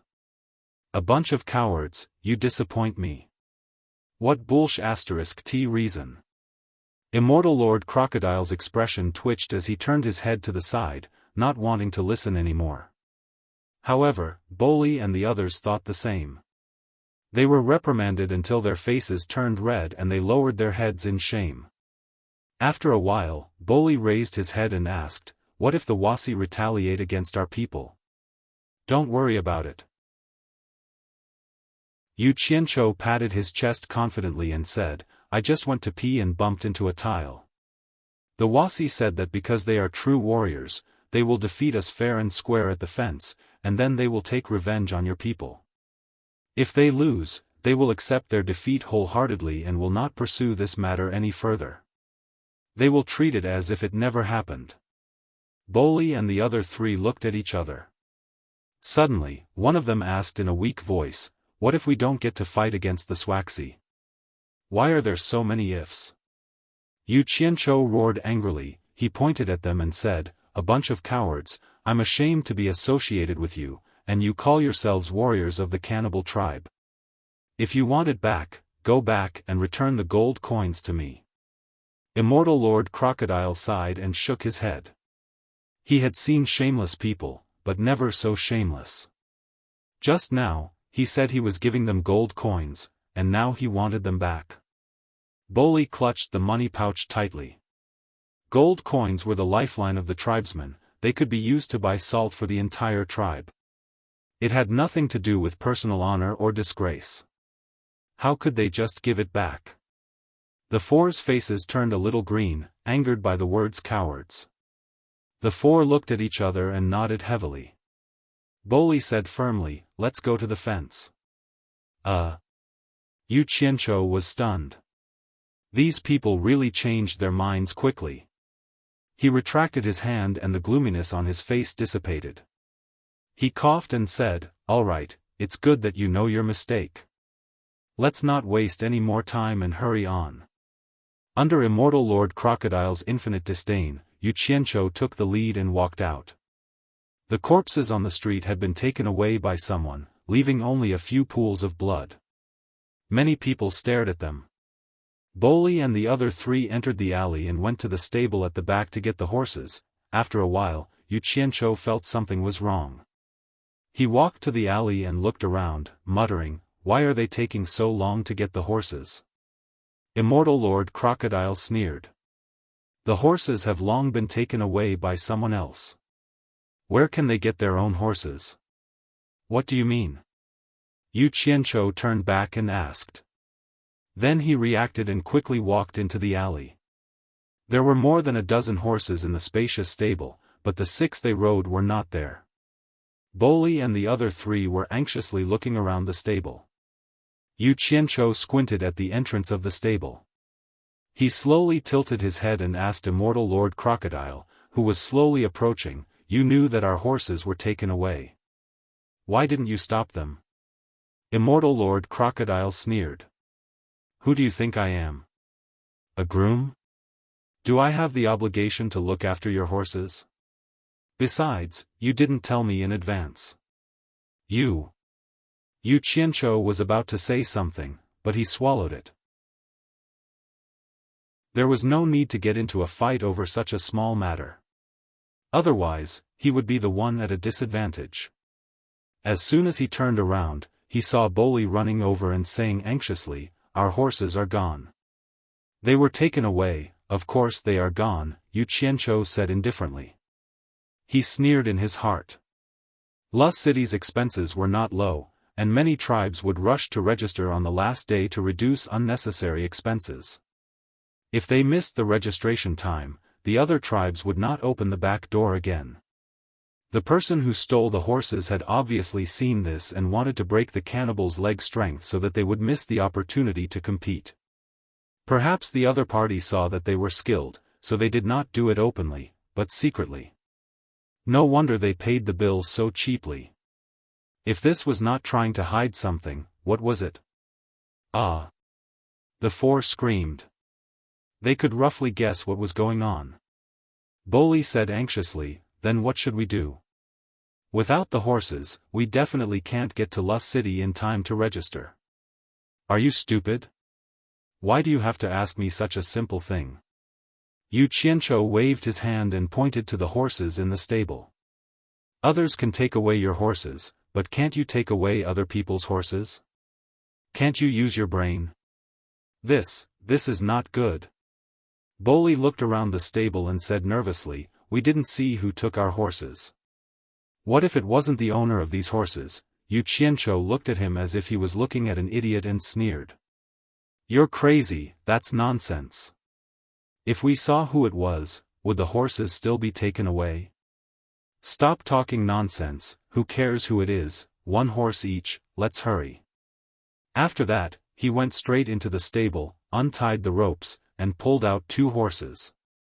He gave one to Immortal Crocodile and jumped on the horse's back. Boli and the other 3 were not as mentally strong as him. He could even be a thief and act like it was a matter of course.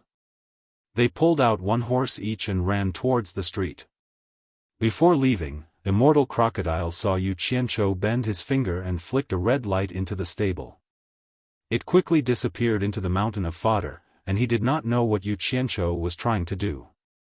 Rushing onto the street, Yu Qianzhou swung his pigtails and opened a path in front of the horse, scaring the pedestrians on the street and causing them to dodge in panic. Just as the sound of horse hooves sounded, several people ran out of the shop and chased after them. "Horse thieves, stop right there!" Boli and the other 3 followed behind Yu Qianzhou with a guilty conscience and quickly rushed out of the town. Not long after they rushed out of the town, they suddenly felt the sky change color. It was a little red, and the town behind them screamed, "Fire! Put out the fire! Quick, put out the fire!"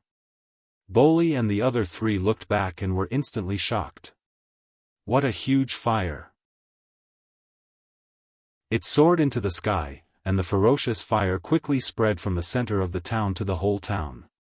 Inside the town, screams and screams could be heard incessantly. A large group of people rushed out of the town like a colony of ants, rolling and crawling as they escaped from the town. It was unknown how many people could not escape and would die in the sea of fire. Boli and the other 3 felt a lingering fear when they saw this scene. If they had come out a little later, they might not have been able to come out again. Immortal Crocodile retracted his gaze from the raging fire in the small town and looked at Yu Qianzhou, who was galloping forward on his horse.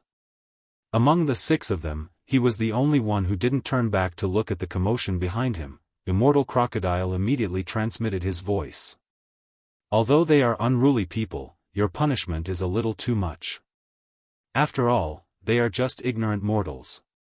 Why implicate so many innocent people? Oh! It seems that you are quite sympathetic.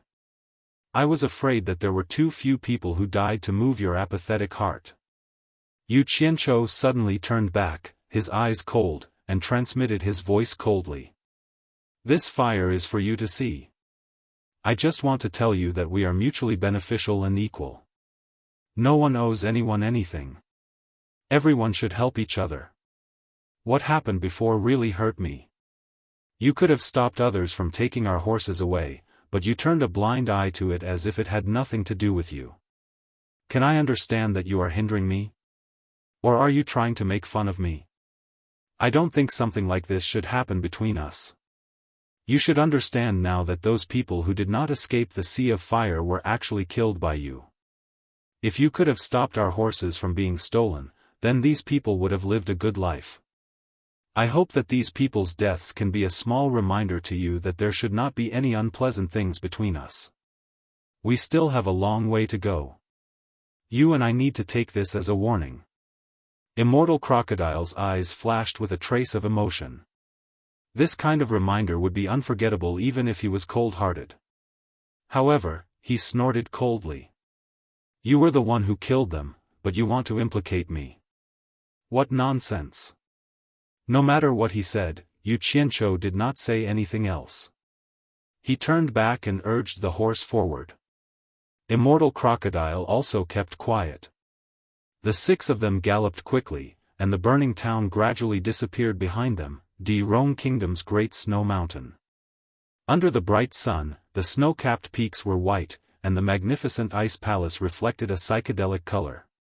Yan Zhuixing, dressed in a black robe, slowly walked out of the ice palace's gate. He walked expressionlessly to the ice cliff and stopped. If he took another step forward, it would be a bottomless abyss. There was mist rising from the ice cliff, gently lingering around his body. The ice and jade sculptures on the cliff were crystal clear. The steep ice layer at the bottom of the cliff, which looked like it was chiseled by knives and axes, showed a magnificent light blue color.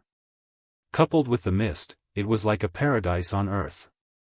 Although it was under the bright sun, Yan Zhuixing, who stood in the mist on the ice cliff, gave people a gloomy and terrifying feeling.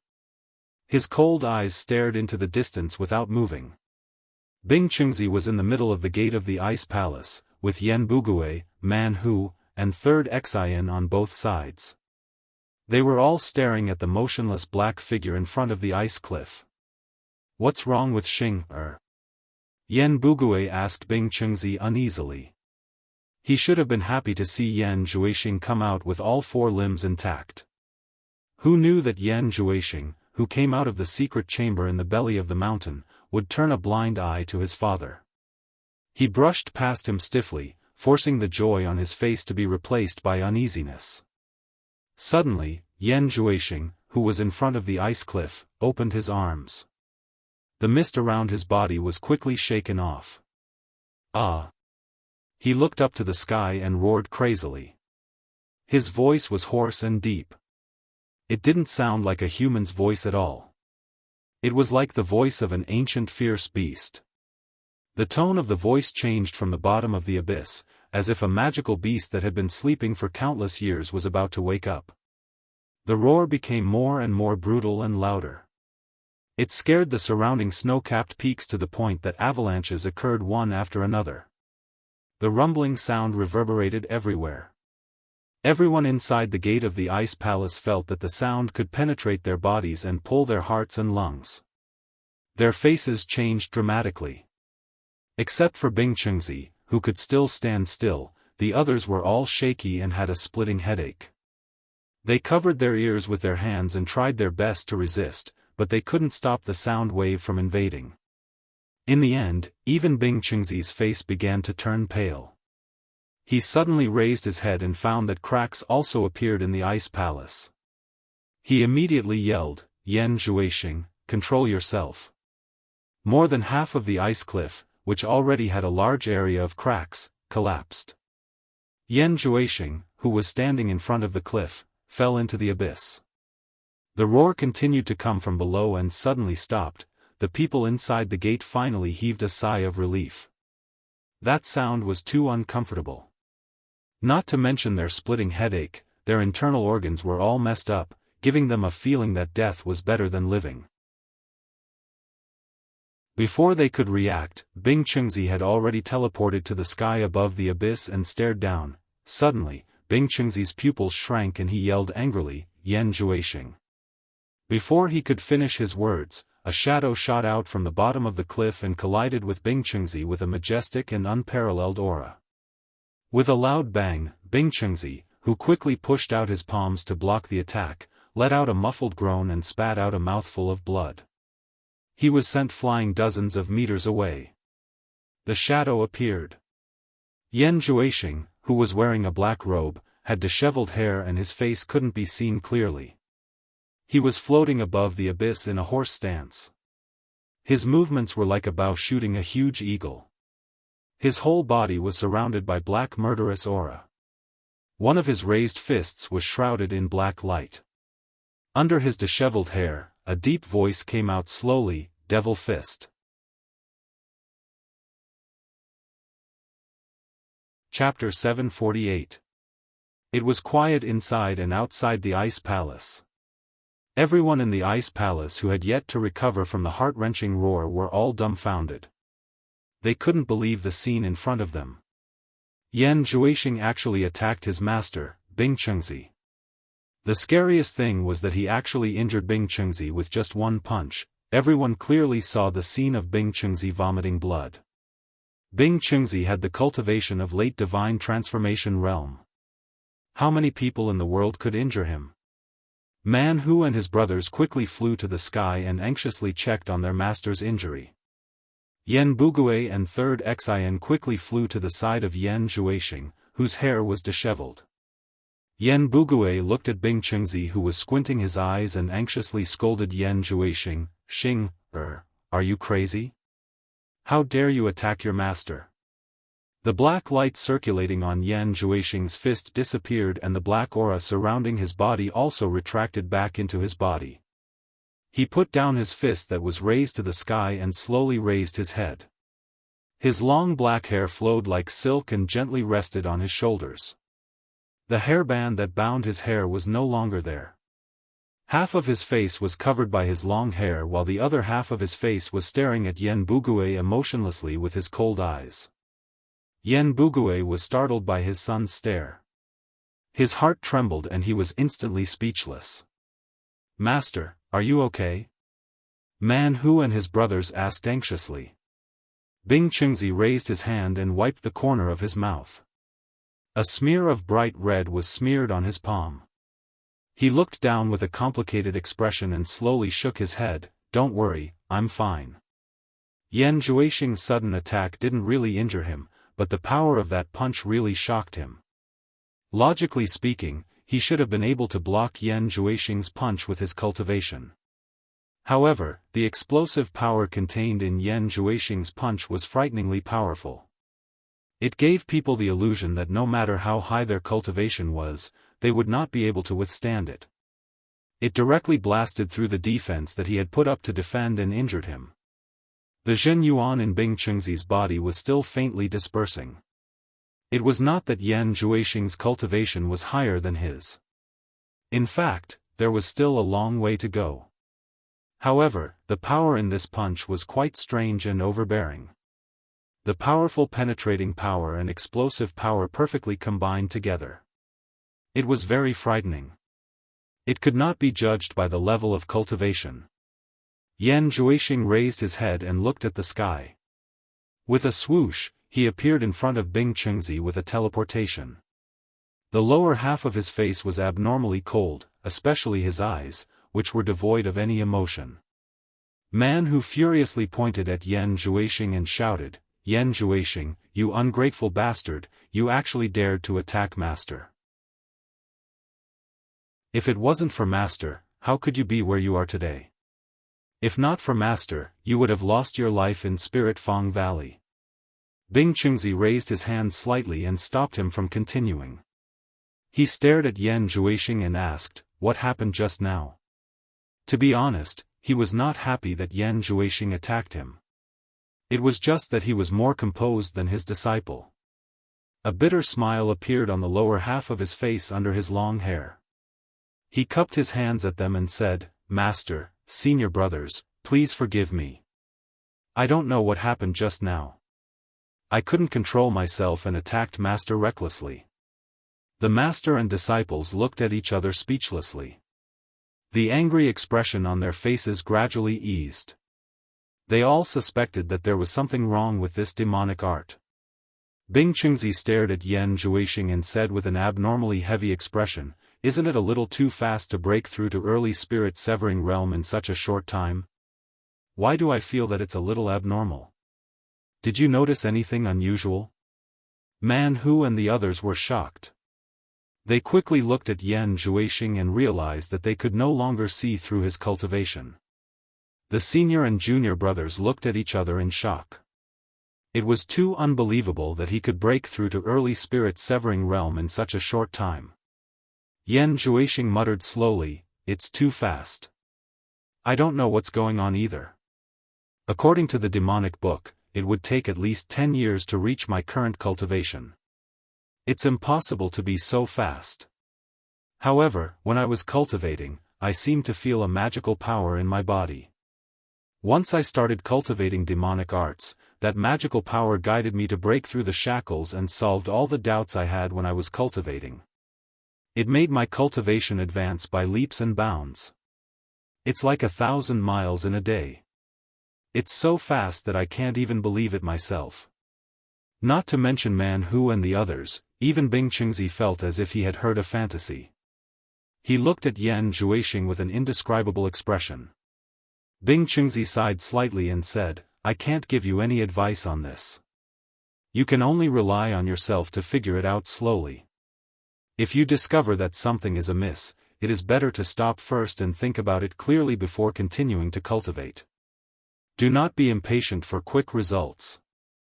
Logically speaking, should be happy that your cultivation is progressing at a godly speed, but I keep feeling that something is wrong. It is simply too fast. You should be more careful." Yan Zhuixing bowed slightly as if he was obeying orders. He said, "It's because I found something wrong that I stopped cultivating secretly. I'm going to think carefully about where the problem is. Just now, I rashly attacked Master because of this magical power. I couldn't help it at that moment. Please forgive me, Master." "Since you couldn't help it, don't mention it again." Bing Chengzi's eyes flickered. He said, "The power of that punch just now is indeed extraordinary. With your early spirit severing realm cultivation, you can actually break through my defense. It seems that you have mastered the demonic fist that matches spirit severing realm. I'm looking forward to the power of your great demonic fist." "Yes."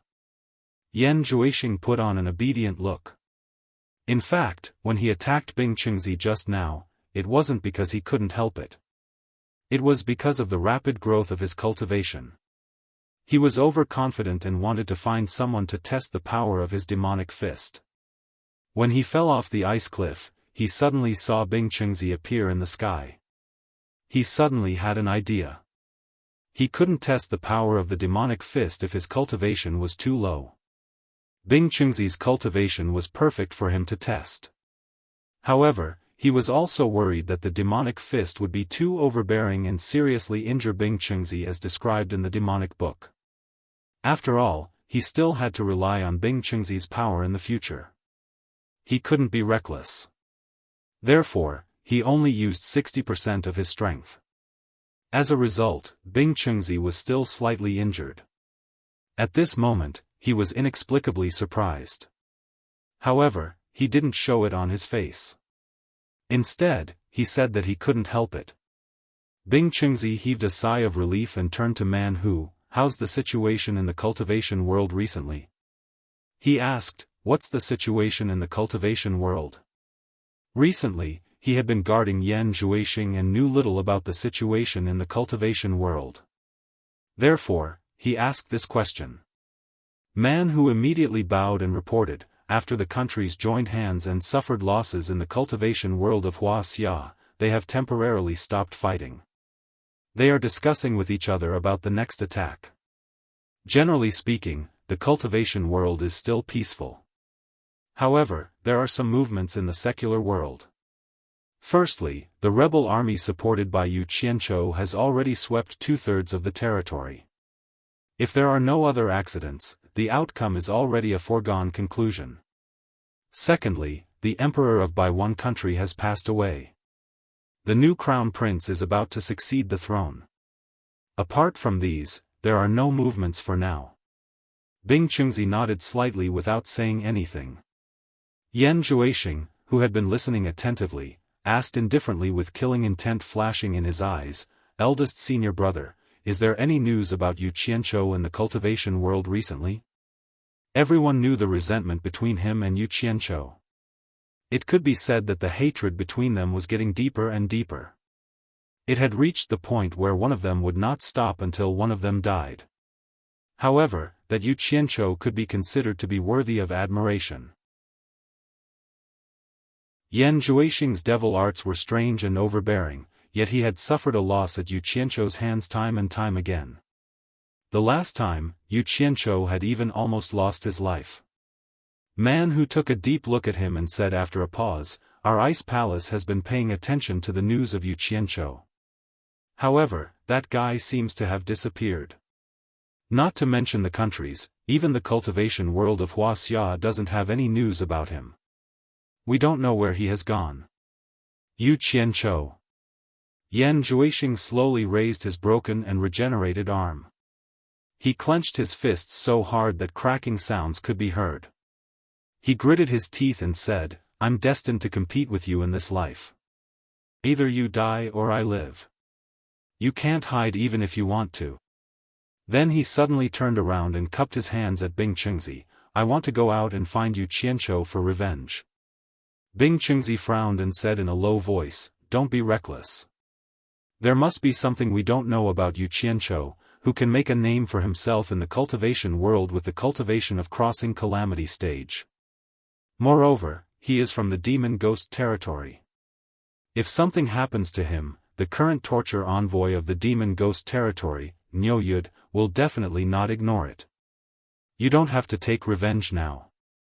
When you are successful in your demonic cultivation and no one in the world can stop you, Yu Qianzhou will be at your mercy. If you go out now and encounter an accident, you won't be so lucky every time." The ending was nothing but a warning to him, "I can't save you in time every time. Master, please understand." Yan Zhuoxing bowed deeply and said, "As long as Yu Qianzhou doesn't die, I will feel like I have a fishbone stuck in my throat. What's more, with my current cultivation and the new demonic cultivation, I'm confident that I can escape from anyone even if I encounter an accident. Master, please let me go out of the mountain to avenge this deep hatred." "You."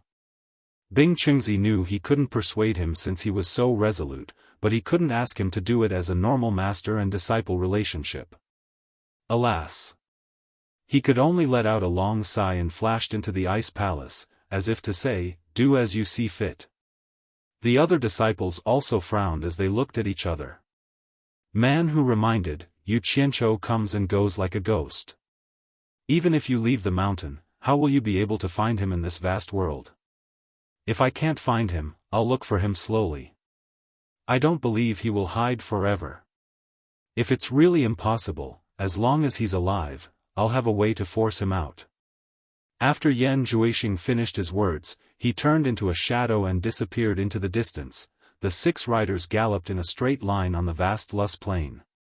Green plants were rarely seen in the surroundings. Occasionally, they could see clusters of drought-resistant short thorns. 6 surging trails of yellow dust followed behind the galloping horse hooves. Yu Qianzhou swung his braids around in a flashy manner as he looked around. He clicked his tongue in admiration. Such a flat and vast yellow plain was truly rare. Under the setting sun, the lush plain was filled with a refreshing color. Between the heaven and the earth, there was a warm orange color. The rolling yellow dust could also be seen in the distance. The sound of horse hooves could be heard. Obviously, it was a passerby who had the same goal as them. Along the way, they galloped without any scruples. Soon, a green dot appeared in the distance. As the green dot gradually expanded in their sight, the magnificent city hidden behind the green forest appeared. After passing through the forest, there were farmlands on both sides of the road. There were thriving crops, and there was a small river that was 2 to 3 meters wide. Many people were busy working on it. Warriors from many tribes gathered on this road. They slowed down and came to the ancient Lus wall that was more than 10 meters tall. A group of people surrounded the city gate. They were all warriors from various tribes who came to register. After going through the normal procedures, they would be let in by the city guards. As they approached the city gate, Boli and the other 3 tribesmen immediately looked around. Yu Qianchou knew what they were looking for. They were looking for the tribesmen who lived in the city. They were the warriors who had participated in the fence meet. They had obtained the right to live in the city. Without the help of the tribesmen who lived in the city, it was impossible to register for the competition. The main purpose was to prevent people from disrupting the order in the city. This rule was very cruel. If Yu Qianchou and the others were brought in by the cannibals who lived in the city, once Yu Qianchou and the others caused trouble, the entire cannibal tribe would be implicated.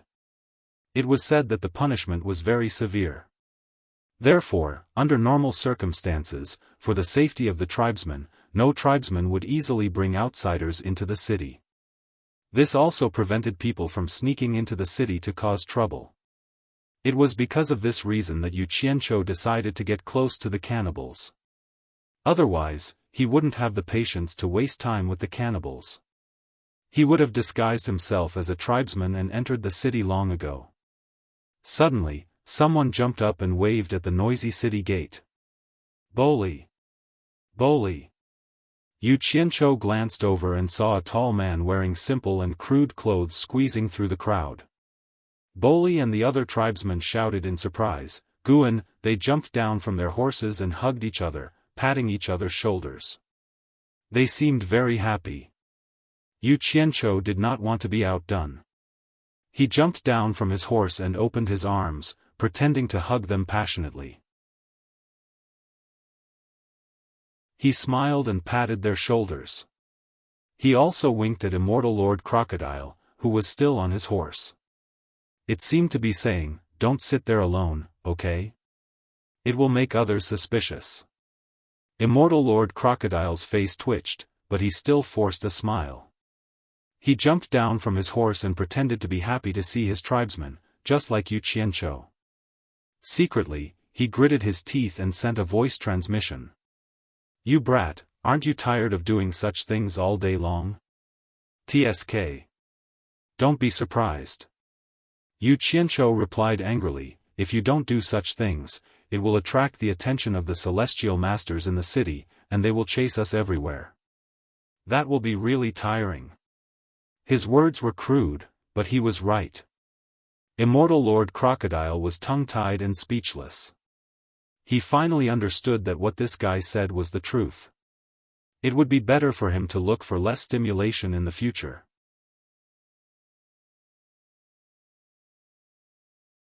Chapter 749. Guan, who was chatting with Boli and the other 3, noticed 2 unfamiliar faces joining them. He could not help but be startled, but from the way they were dressed, they were undoubtedly from the cannibals' tribe. He couldn't help but say, "Boli, they." Boli grabbed his wrist and whispered, "The elders agreed. Bring us into the city first, and we'll tell you what happened later." Guan looked solemnly at the other 3 tribesmen. Seeing that they were nodding, he immediately calmed down and brought the 6 people with the horses to register. When it was their turn to register, Guan showed his token to the registration staff at the city gate and successfully registered them. Immortal Lord Crocodile's name was changed to Danyo, while the others' names remained the same. After all, the names of the others, including Yu Qianchou, would not attract much attention. Only Immortal Lord Crocodile's name was famous in the immortal world, so he had to change his name. As for why he was called Danyo, it was naturally because someone was called Nyo Yud. After passing through the city gate, a bustling city that was different from the Lus plain outside appeared in front of everyone. The wide streets were filled with exquisitely built, simple, and luxurious shops. Boli and the others were a little dazzled. Immortal Lord Crocodile's face was full of emotion. He probably did not expect that a city would appear in this place sealed off by the heaven and earth formation. The pedestrians on the streets could easily distinguish between those who were from the city and those who were from other tribes. First, there was the difference in clothing. The people in the city all wore cloth clothes, and few would wear things like animal skins. Second, there was the difference in their behavior. Those who walked on the streets and kept looking around, as if everything was new to them. Just like Yu Qianzhou, who had a head full of pigtails, one could tell at a glance that they were foreigners. Most of the people in the city who wore cloth clothes looked at the tribesmen with disdain. If not for the fact that the city lord needed these people to participate in the triennial fence meeting, they would have chased all these natives out of the city. Guan knew that his tribesmen rarely had the opportunity to enter, so he introduced the entire Lus plain in detail as he walked. Lus City's land area was not small, as could be seen from the more than 300,000 permanent residents within the city. However, tribal warriors like Guan, who had obtained residency rights, did the dirtiest and most tiring chores in the city, making up less than 1/20th of the city's population. This was equivalent to more than 10,000 warriors from various tribes serving the 300,000 locals in the city. The so-called city dwellers were actually the nobles and their family members who managed the various cities in the Holy East Land. Even if they did nothing every month, they could still receive 1 gold coin per head, which was equivalent to 100 silver coins. And tribal warriors like Guan, who had obtained residency rights, were similar to those who worked in the city. However, even if they worked themselves to death, they would only be able to earn 50 silver coins a month at most. Most of them would only earn around 20 silver coins a month. But relatively speaking, it was still much better than hunting in the tribe. However, due to the high cost of living in the city, the warriors of each tribe only had a few silver coins left after filling their stomachs. In fact, their lives were far from being as comfortable as they were in the tribe. As long as they could hunt enough prey in the tribe, their lives were still relatively comfortable. In short, their lives were much worse than when they were in the tribe. However, the tribesmen needed them to stay in the city, because salt could only be bought in the city.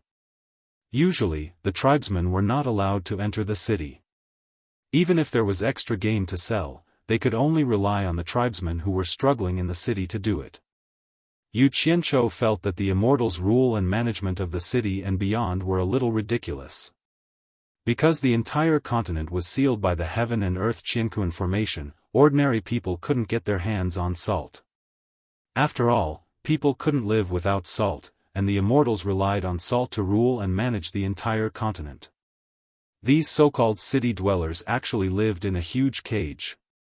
From birth to death, almost no one could take a step out of the city.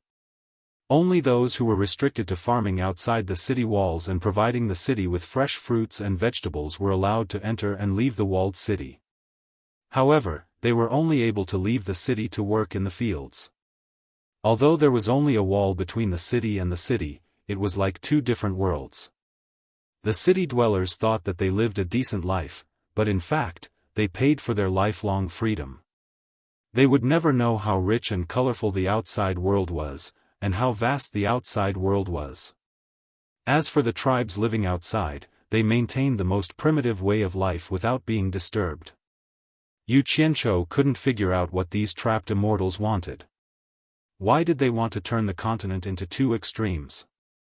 What puzzled Yu Qianzhou the most was, what was the purpose of the fence gathering? What were the 100 warriors who won every competition doing in the immortal city? The group was chatting as they walked. Suddenly, two boys crossed the street.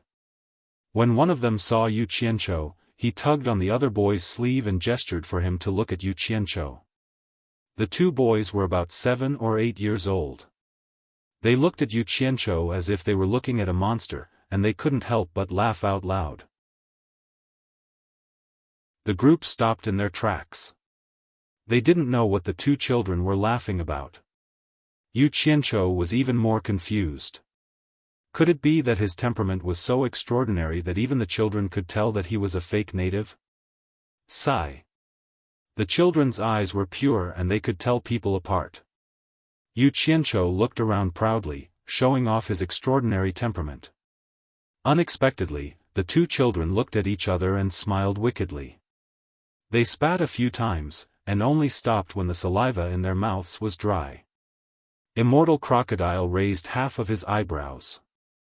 The expressions on his face were very colorful. He seemed very happy to see Yu Qianzhou being treated like this. Boli and the others looked at each other, a little confused. Gu An's expression didn't look good. Yu Qianzhou wasn't wearing any clothes. Looking at the spit on his body, he was a little confused. He didn't know what this meant. He comforted himself. Perhaps this was similar to the water splashing festival in Yunnan. It was a kind of etiquette. It meant that I was very popular with children. I'll endure it. If I really can't endure it, I'll just spit on them. However, illusions were always easily shattered. The ridicule of the passers-by made Yu Qianzhou feel that something was wrong. Yu Qianzhou pulled a long face and asked, "Little brat, why did you spit on me?" One of the children put his hands on his waist and pointed at Yu Qianzhou. He said disdainfully, "You're so small, and yet you came to participate in the fence meeting. Aren't you afraid of embarrassing yourself? Damn native, scram back to where you came from." Am I small? Yu Qianzhou asked himself. His height was not bad. But when he looked back at Boli and the others, he immediately understood. His height was not bad outside, but compared to the warriors of various tribes who were more than 2 meters tall, he was indeed thin and short. Son of AB*TCH, you think that I'm easy to bully because I'm small. How dare you spit on me? Yu Qianzhou's face completely darkened. Who knew that he wasn't the only one being bullied by these two children? The other child ran in front of Guan and pointed at his braided hair. He said, "You're obviously a poor and dirty native, but you still want to learn to wear our clothes. Scram out of La City. Tui tui." He started to spit on Guan again. Obviously, the miserable Guan was despised by the little boy because he wore cloth clothes and had braided hair. But even so, Gu An's face was livid. He didn't dare to flare up because he couldn't afford to offend the natives in the city. When the child facing Yu Qianzhou saw that his companion was spitting to his heart's content, he immediately wanted to compete with him. He started to spit again at Yu Qianzhou. F***ck.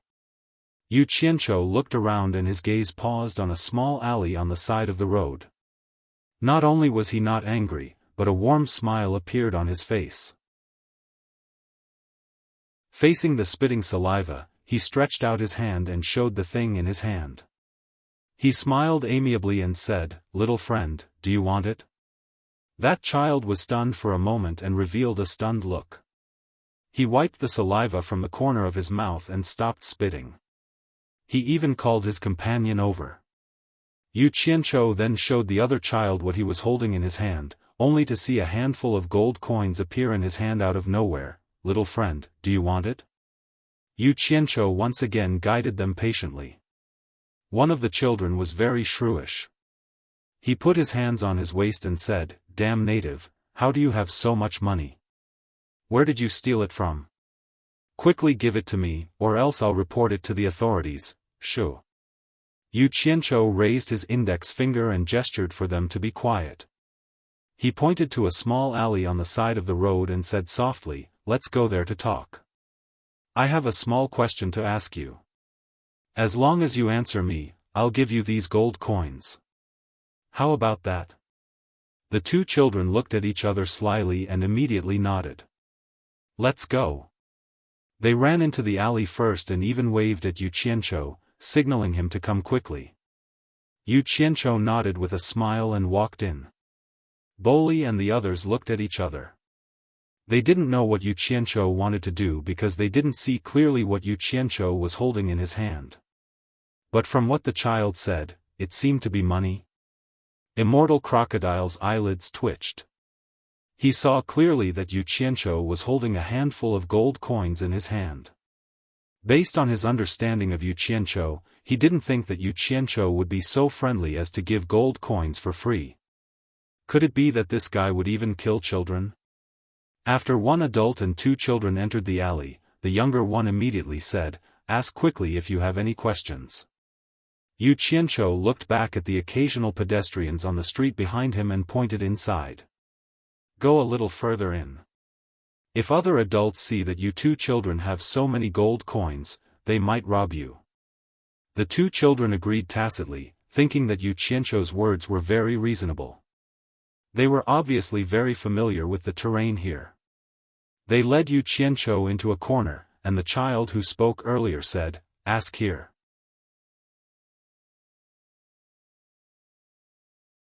Chapter 750. Yu Qianchou looked around and found that it was a dead end with no one around. He raised his eyebrows and rubbed his chin. He stared at the two children and muttered, "I don't know which family these children belong to, but they are so uneducated. Since your parents treat you like treasures and don't want to educate you properly, then you should be prepared to make others unhappy and teach you a lesson. I won't stand on ceremony. I hope I can teach you a lesson in one go." He swung both of his arms and slapped out with both hands. "Pa, pa." The two children, who hadn't reacted in time, blacked out and fainted on the ground. Half of their faces were swollen. Obviously, someone didn't go easy on them. Shame. The dignified torturer of the Phantom region was actually forced to kidnap children and use underhanded methods in the alley. It was really a shame. Yu Qianchou stared at the two children who had fainted on the ground and shook his head. He coughed and walked out of the alley with a serious face. Boli and the others, who were waiting at the end of the street, craned their heads to look behind him, but didn't see the two children. Boli couldn't help but ask, "Where are those two despicable children?" Yu Qianchou subconsciously dug his ears, then waved his hand disapprovingly and said, "Under my influence, they realized their mistakes and went home. Let's go. Don't worry about them, they are just ignorant children. There's no need to fuss over them." Immortal Crocodile felt a chill down his spine. What did he mean by no need to fuss over them? With his cultivation, he could clearly hear the sound of the two slaps. He had already guessed what Yu Qianchou had done. The two children on the ground still hadn't moved. It's good that they know their mistakes. Boli sighed slightly, and they continued to move forward. Guan had lived in the city for a long time, so he naturally felt that something was wrong. He kept sneaking suspicious glances at Yu Qianchou. However, the latter's face was calm and unperturbed, and he couldn't tell what had happened. Guan felt that he might be thinking too much. The tribesmen were simple and honest, unlike the people in the city who were cunning. Guan lived at the edge of the city. When Yu Qianchou first arrived, he thought he was in the slums of India from his previous life. If there was a hint of curry in the air, it would be even more so. There were shacks everywhere, and it looked like a slum. The people going in and out were all from different tribes. Obviously, the local city dwellers would not live here. Because the cannibals were good at producing top warriors, the only cannibal representative left in Lust City was Guan. The ones before him were either stronger than Guan and directly passed the finals to the Immortal City, or they were even weaker than Guan and directly died in the fence meet. After tying up the horses outside Guan's shed, Boli and the others went in to take a look. Yu Qianchou and Immortal Crocodile could imagine how big the space inside was. Even if everyone went in, it would be difficult for them to stand still, so they did not go in. Yu Qianchou looked around and kept thinking about a problem. Where would everyone stay after coming here? Would everyone have to build a shed to live in during the fence rally? The answer was yes, because the people of the other tribes were building shacks. When Boli and the others came out, their faces were not very good. From the shabby conditions in the shacks, they could see how difficult Guan's life here was. They looked at Guan with admiration. It was precisely because of the sacrifices of generations of warriors here that the tribesmen could live a carefree life. As soon as they came out, they immediately untied the dried meat from the horses' backs and moved it into the shacks. To them, they could not imagine what kind of life a warrior, who mainly ate meat, would live here on a vegetarian diet. In their excitement, they wanted to leave the good things for Guan, but Guan firmly rejected them. His reason was that the tribesmen were going to participate in the fence meet and needed meat to replenish their strength. Yu Qianchou saw them arguing over a few pieces of meat and could not stand it anymore, so he immediately came out to make the decision. Guan kept the dried meat, and from today onwards, he would pay for everyone's food expenses during the fence meet. He also made a generous decision that everyone would go and have a big meal now. This kind of extravagant behavior was too extravagant and wasteful for Guan, who had been working hard here. Fortunately, Boli and the others knew that he was rich. After Boli secretly told Guan about Yu Qianchou's heroic deeds, Guan no longer insisted on his own opinion. He just looked at Yu Qianchou in surprise and doubt. This was a warrior who had lost his memory, and he was very powerful. Not only did he save the entire tribe, but he also took the risk to participate in the fence meet in place of his tribesmen. He was also very rich. Yu Qianchou looked at Guan and said with a smile, "Guan, you are more familiar with Lust City. Take us to the restaurant with the best food." This. Guan was a little hesitant. Although he had never been to the restaurant with the best food, he had heard others talk about it. However, he had heard that the food there was ridiculously expensive, and not something that ordinary people could afford. Could he really take out that much money? Yu Qianchou observed his expression and knew what he was worried about. He waved his hand and said with a smile, "Just take us there, you don't have to worry about the money." Under his repeated insistence, Guan had no choice but to lead the group of people there in fear. At this time, Lust City was already shrouded in the twilight, and the streets that extended in all directions were brightly lit.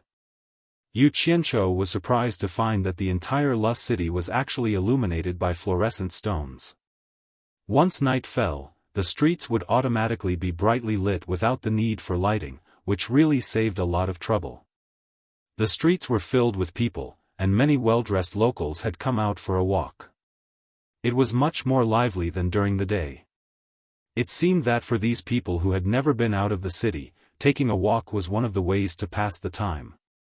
There were also many people from various tribes looking around on the streets, and they constantly attracted the locals' looks of disgust.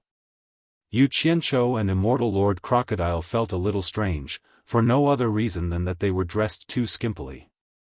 It was fine when they were in the cannibals' tribe. After all, everyone was like that. However, here, there were constantly neatly dressed people passing by, and they felt uncomfortable all over. This was especially so when they bumped into the hungry woman who passed by them. When they felt her gaze on them as if she wanted to eat them up, they felt goosebumps all over their bodies. Others could not care less, but for the two of them, they always felt out of place. Even their steps felt unnatural.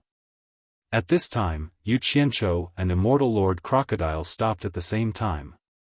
The others also stopped, not knowing what they wanted to do. The two of them looked at each other, then at the clothes that Guan was wearing. Their gazes then shifted to a clothing store by the side of the road. Yu Qianchou gritted his teeth and suddenly waved at everyone. He was the first to enter the clothing store, and Immortal Lord Crocodile followed closely behind him. Boli and the others looked at each other, not knowing what the two of them wanted to do, but they followed them in. The owner of the store was a kind-looking old man in yellow. When he saw the natives coming in, he was stunned at first, then walked over with a smile and said, "Are you here to buy clothes?" He did not have the snobbish look that most people in the city had. Yu Qianchou rolled his eyes and said unhappily, "Do you have anything else to sell here?" The old man in yellow was stunned again. He looked around his store, then laughed and said, "I didn't expect that after doing business for so long, there would always be problems with the way you speak." "Ah. Indeed, I only sell clothes here, nothing else." Yu Qianchou was about to ask for his best clothes for everyone when he suddenly heard Immortal Lord Crocodile's voice. "Be careful, this person is an immortal cultivator. I've seen him before, but I don't know his name. I can't see through his cultivation." Yu Qianchou was slightly shocked. Fortunately, Immortal Lord Crocodile was here, or else the other party would be suspicious. He swallowed the words that were about to come out of his mouth. Even Immortal Lord Crocodile couldn't see through his cultivation, so it was obvious that the other party's cultivation was at least at the early stage of the great immortal realm. However, it was not good to suddenly run away now. Hence, he put on a weak expression and said, "Old man, can you give each of us the cheapest clothes? I want the cheapest kind." Boli and the rest felt that it was a little strange. Previously, he seemed to be quite generous, but now. Ngu was grumbling in his heart. He could only buy the cheapest kind of clothes, but he still wanted to eat and drink in the best place. What if he had no money to pay the bill? The old man looked at them and laughed. "It's not easy for you to earn some money. Why do you need to spend money to buy clothes? Isn't it better like this?" Damn it! Immortals were indeed immortals. He even rejected business that came knocking on his door. Yu Qianzhou coughed and sighed. "Old man, you might not know this, but the people in the city look down on us if we don't wear clothes." The old man smiled noncommittally. His eyes flickered. "From the way you talk, you don't sound like the ordinary aborigines. May I know which tribe you are from?" How could Yu Qianzhou tell him the truth? He directly asked the question and said pitifully, "Old man, you are also different from the ordinary people in the city. You don't look down on us like the others. This makes us feel better. May I know your name? I really want to know. You are an interesting person." The old man shook his head and smiled. He said bluntly, "My name is Huang Tian. Huang as in Lust City and Tian as in heaven." After which, he glanced at the figures of the few of them. He turned around and took a few clothes from the rack. He stuffed them into Yu Qianzhou's hands and said, "It's rare to meet such an interesting aborigine like you. These clothes are free and I will give them to you." Yu Qianzhou was stunned. He looked at the clothes in his hands and asked suspiciously, "You really don't need money?" Huang Tian nodded his head and smiled. "Really? Thank you, old man." Yu Qianzhou nodded his head and bowed his head to bid farewell. After which, he walked out with the rest of them. It seemed that he was worried that the old man would change his mind. The old man smiled and waved his hand to send them off.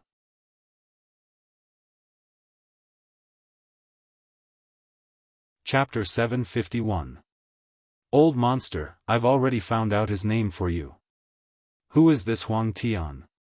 He's actually hiding here to act cool.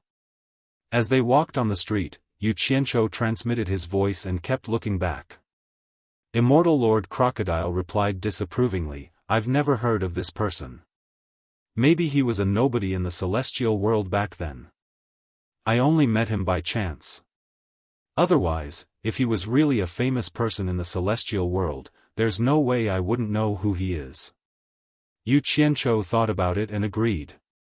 They passed by a alley and pulled everyone inside to change clothes.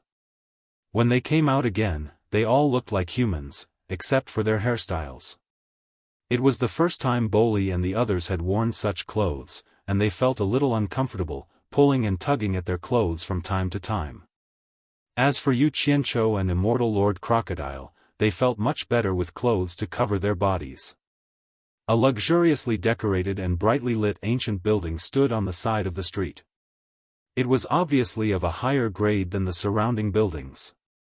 This building was called Heavenly Fragrance Restaurant, and the fluorescent stone signboard said that it was the destination of this trip. After Guan led everyone to the opposite side of Heavenly Fragrance Restaurant, he stopped and looked at Yu Qianzhou with anxiety written all over his face. Obviously, he doubted Yu Qianzhou's financial ability. Before entering Heavenly Fragrance Restaurant, the tempting aroma of food assaulted their nostrils. Yu Qianzhou took a deep breath and rubbed his hands excitedly. Eating, drinking, and playing are the four joys of life, and eating ranks first. Everyone, eat to your heart's content today. With a wave of his hand, he looked like a Japanese soldier sweeping through a village. Immortal Lord Crocodile immediately laughed coldly and dampened his mood. "Are you sure you want to eat here?" Why not? Yu Qianzhou replied subconsciously. But when he saw the sneer on Immortal Lord Crocodile's face, he immediately understood the meaning behind his words. The lesson from the boutique was still fresh in his mind, and Heavenly Fragrance Restaurant was even more crowded. Don't think that people wouldn't know you're a native just because you changed your clothes, with a super cool hairstyle on your head. With the 7 natives spending here, it would be hard for them not to attract attention. The fragrance that wafted out from the Heavenly Fragrance Restaurant was obviously delicious. However, it was not convenient for him to go in and have a good meal. This was one of the greatest regrets of his life.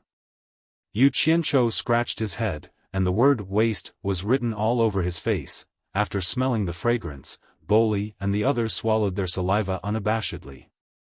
Guan, on the other hand, said weakly, "Why don't we just forget it? I can still fill my stomach if I go to a cheaper place." He was still thinking about Yu Qianzhou, thinking that Yu Qianzhou did not have enough money. Little did he know that money was not a problem, but a problem of courage. Immortal Lord Crocodile squinted at Yu Qianzhou, his face full of mockery. Suddenly, his expression froze.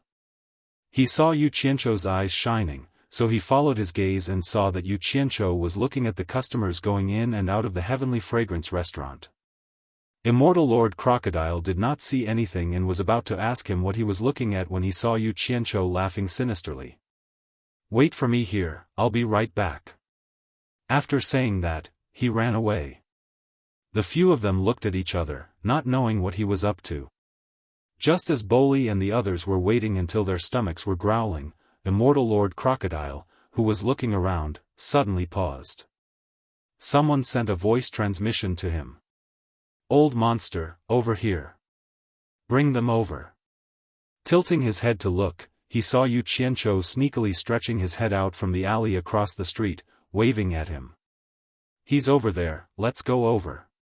Immortal Lord Crocodile called out to the few of them. When they saw Yu Qianzhou hiding in the alley, they were a little confused and walked over. After entering the alley, they found Yu Qianzhou standing in the shadows with his hands behind his back, smiling lewdly at them. "What are you trying to do, kid?" Immortal Lord Crocodile frowned. Yu Qianzhou cackled twice and took out his hands from behind his back. They saw that he was holding a few hats. He said proudly, "It's very simple. How could it be a problem for me? Everyone, just put on your hats and keep your hair in." As he spoke, he handed out hats to everyone. The few of them held a hat in a daze. Boli and the others did not know why they had to wear hats.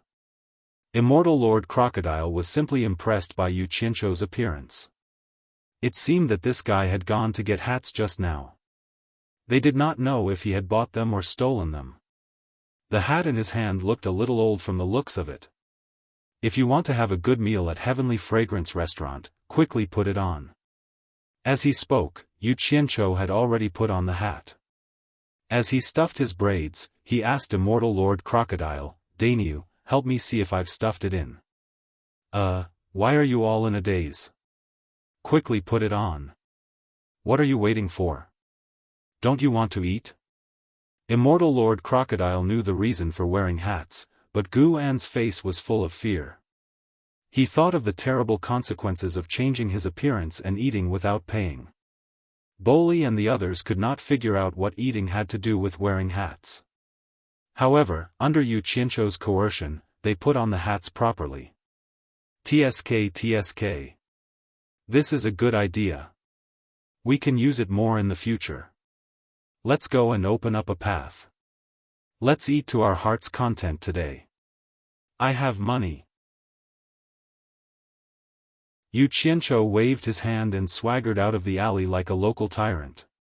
Immortal Lord Crocodile looked at the swaggering Yu Qianzhou and shook his head with a wry smile. He did not know whether to laugh or cry. He was completely convinced by this fellow. It was just eating. He would not starve to death even if he did not eat. Why did he have to put in so much effort? He was really unscrupulous to achieve his goals. The heavenly fragrant restaurant was beautifully decorated and luxurious. The 2 ushers at the door led the 7 honored guests in a single file. Although the 2 greeters felt that the 7 distinguished guests did not look like rich people, and their hats did not match their clothes, they felt that the person in front of them was very confident when he walked. They did not dare to slight him and greeted him with a smile. As soon as they entered Heavenly Fragrance Restaurant, a graceful young lady greeted them. The high-end and elegant decorations were refreshing and could indeed shock the poor. However, Yu Qianqiu did not care at all. He was here to eat, not to look at their shabby decorations. Moreover, he was really rich and had seen a lot. Naturally, he would not be shocked. However, Boli and the others were a little dazed. They were used to living in nature and had never seen such a scene. Distinguished guests, do you have a reservation? The graceful young lady beside Yu Qianqiu asked with a graceful smile. I eat according to my mood. I eat when I feel like it. I never make a reservation. Yu Qianqiu glanced upstairs and thought that he would not feel at ease eating downstairs. So he waved his hand majestically and said, upstairs, give me the best private room and the best dishes. The smile on the young lady's face froze. She paused and squeezed out a smile again. The upstairs is full. If you do not have a reservation, I can help you look downstairs. Hearing this, Yu Qianqiu did not have any temper. This was not the place for him to be unreasonable, so he could only nod and acquiesce. The young lady quickly found an empty table in the crowded lobby for them. It was near the stairs to the 2nd floor. Although the location was not good, it was better than no place at all. Anyway, they were here for the food, so they did not care. After sitting down, the young lady asked what they wanted to order. Yu Qianqiu only said one thing, until the table was full of the best dishes. As expected of the best restaurant in Lus City, the service efficiency was very high. In a short while, the table was filled with all the dishes. Other than Immortal Lord Crocodile and Guan who still maintained their poise, everyone else at the table rolled up their sleeves and ate heartily. It seemed that they did not know if they would have the chance to come again after eating this time. Immortal Lord Crocodile was really cultured. After all, he was once one of the 12 great immortal lords in the celestial world. But Guan was not being gentlemanly. Instead, he looked at the table full of dishes with a frown. He was thinking about the terrible consequences if he did not have money to pay the bill later. The Heavenly Fragrance Restaurant had a very deep background. Ordinary people could not afford to offend them, let alone natives like them. Boli and the others were not nervous when faced with the food. They ate with their hands because they had never used chopsticks before. Yu Qianqiu pulled a piece of steak with both hands and bit into it. As he ate, he nodded at Immortal Lord Crocodile, indicating that it was delicious. He really did not expect that there would be such superb cooking in this sealed continent. The food here was so much better than outside. He even suspected that this was a culinary skill brought over from the celestial world. Little did he know that these people in besieged city were indeed very skilled in various industries, including cooking. Moreover, this was the best Heavenly Fragrance restaurant, so the taste was naturally not bad. The reason was simple. They were all trapped here, and there was not much they could do. All they could do was keep improving. All the customers in the lobby stared at the table of people eating, dumbfounded. They had never seen such a noble customer in such a high-class place like the Heavenly Fragrance restaurant. Uncle, you must help us catch him. Uncle, that person is very easy to recognize. He is a skinny and short aboriginal, different from the other aborigines in the city. Don't worry. Since he is such an obvious aboriginal, Uncle will definitely help you catch him. The 2 people who called him Uncle earlier were obviously children's voices, and the deep and loud voice behind them was obviously an adult's. The sound of a group of people walking down the stairs came from upstairs. Yu Qianqiu and the others were at the table near the stairs, so they could clearly hear the voices of the people coming down. Yu Qianqiu, who was biting into his steak, suddenly felt that the voices of the 2 children were a little familiar. He could not help but look up. He saw a burly middle-aged man in armor holding a child in each hand as he walked down the stairs. Behind him were 6 soldiers in the same armor, each with a sword at their waist.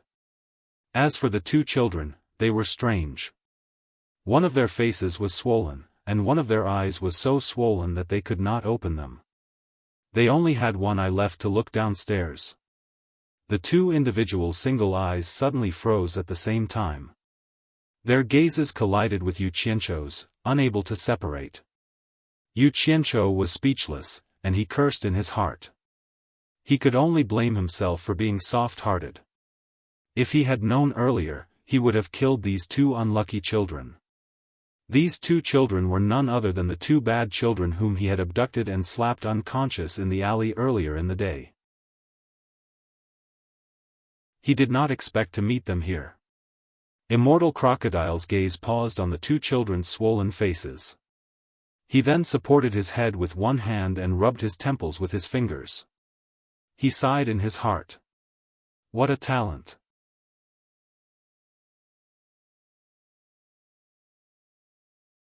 Chapter 752. The commotion came from the stairs at the side. Boli and the others were not blockheads, so they naturally took a look. When they saw the 2 pig-headed children, they felt that they were familiar, but they didn't think of the 2 hateful children during the day. However, Guan had stayed in the city for so many years, and his mind was more flexible.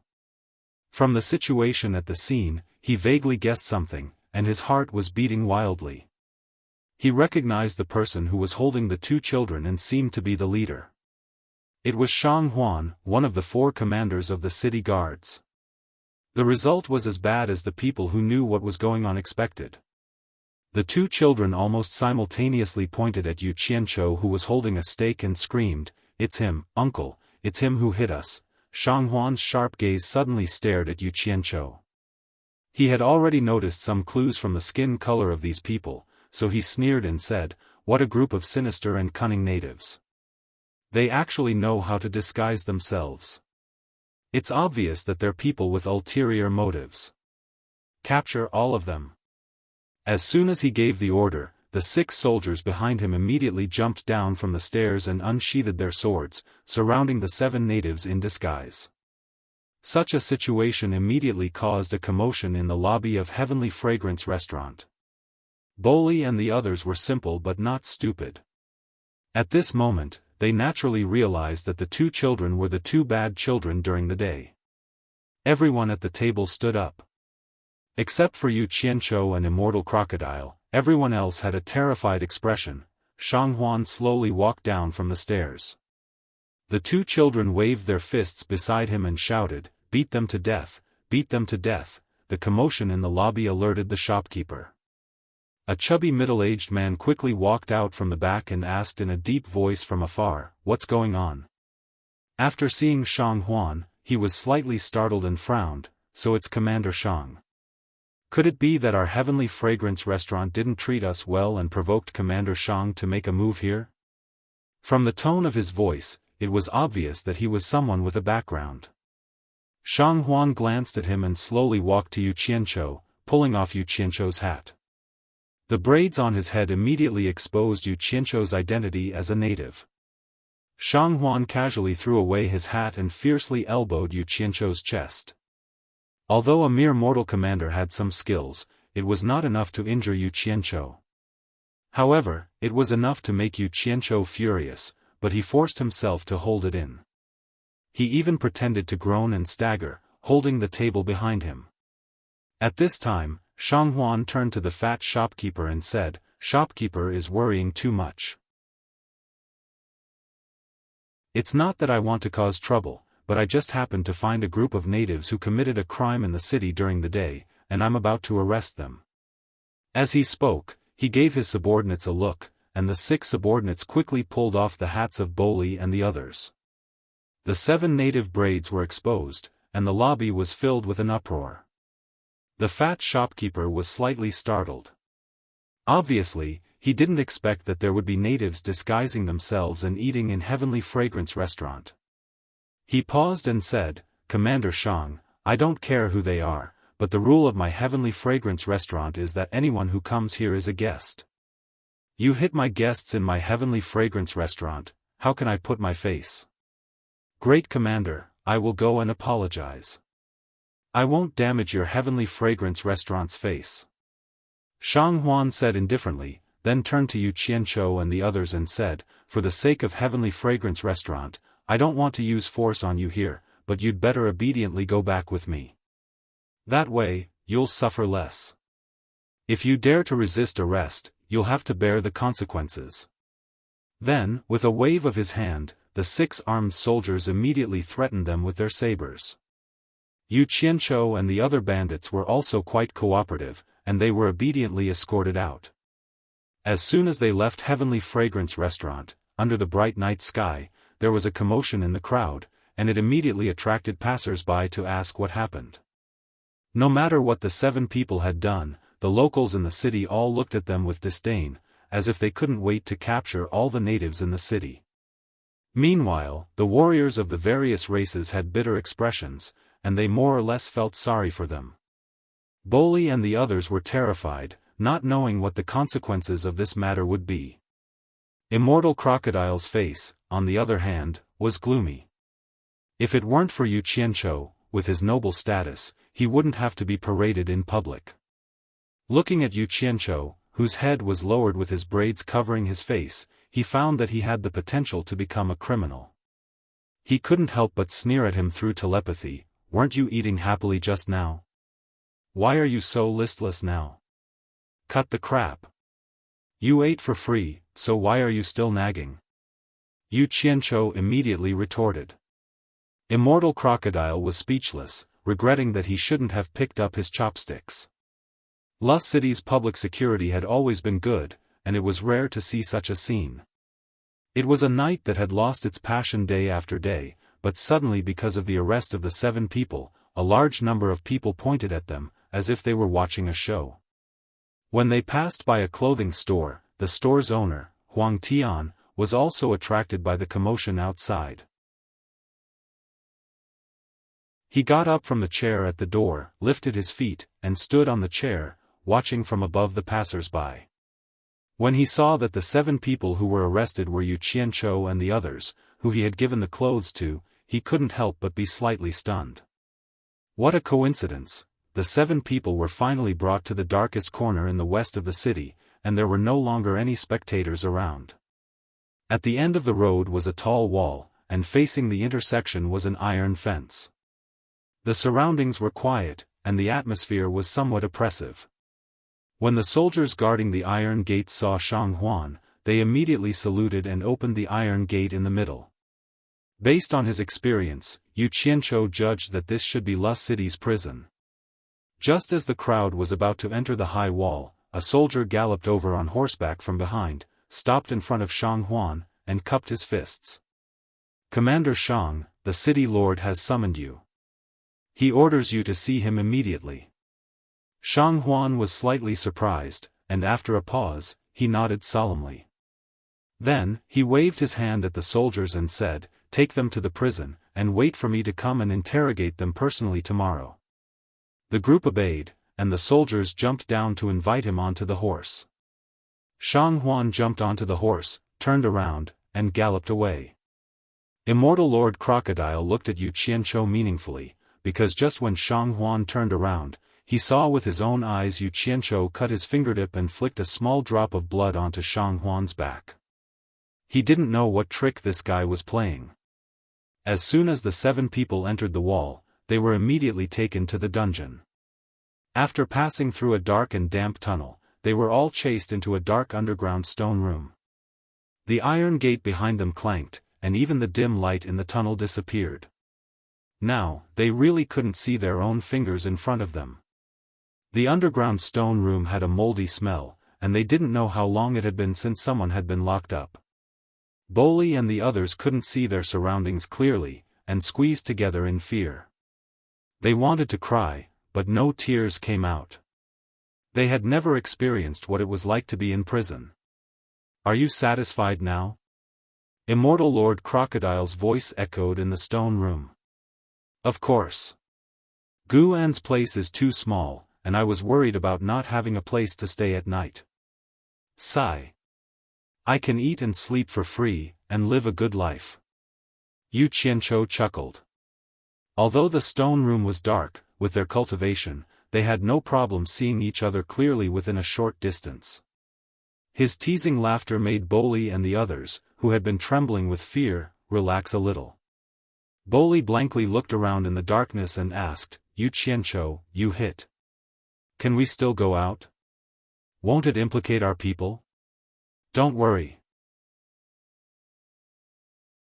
It's okay, we'll be fine, and they'll let us go. Yu Qianzhou comforted him. These words made Boli and the others feel more at ease, but Guan's face was bitter. He knew that it wouldn't be that simple. The stone room was empty, and the ground was damp. There wasn't even a place to sit. The others didn't see it, but Immortal Lord Crocodile did. Yu Qianzhou took out a large pile of dried straw and laid it on the ground. He then lay down and said to Boli and the others, who didn't dare to move, with a smile, Boli, don't be nervous. Just walk forward, there's a place for you to sit. Boli and the others had also heard the sound of him tossing the straw. They walked forward slowly, and when their feet touched the straw, they slowly squatted down and tried to feel it with their hands before sitting down. Once they sat down firmly, they felt more at ease. Immortal Lord Crocodile was stunned and speechless for a while. He then walked to Yu Qianzhou and sat down beside him. He transmitted his voice suspiciously. You brat, you still have straw with you? He couldn't believe that someone would actually have straw in their storage bag. It was simply unimaginable. You don't understand. This is called being prepared. Yu Qianzhou rested his head on his arms and crossed his legs, looking relaxed. In fact, these straws were casually gathered from the farmland in Utopia. What are you trying to do, brat? Immortal Lord Crocodile asked. He didn't think that this fellow was someone who would obediently surrender. Sure enough, Yu Qianzhou sneered and replied, You dare to hit me? Wait and see, this was destined to be a sleepless night for the few of them. Although no one spoke, no one could fall asleep. It was late at night, and it was quiet outside. Only the sound of a few people tossing and turning on the straw could be heard. Yu Qianzhou quietly got up and placed a few silver balls on the ground.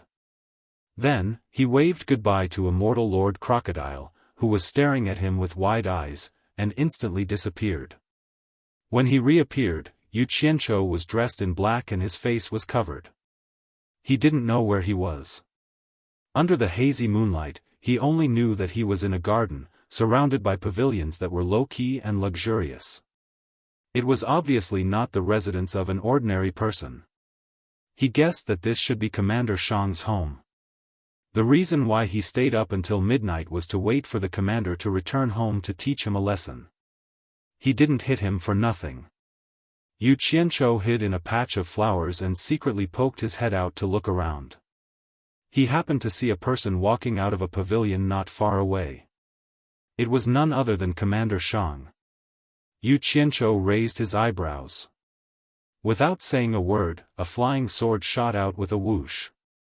Shang Huan saw a cold light, and before he could react, his head was separated from his body. The remaining body and the flying head fell to the ground at the same time. Who is it? A loud shout came from the pavilion. Yu Qianzhou's vision blurred, and a figure suddenly appeared in front of him. Yu Qianzhou, who was about to slip away, was slightly shocked when he saw who it was. This person was none other than the clothing store owner, Huang Tian, who had given him clothes for free on the streets previously.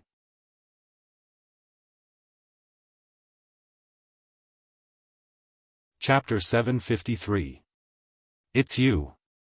Huang Tian slowly raised a black cloth in his hand and sneered, I've always felt there was something wrong with a native like you.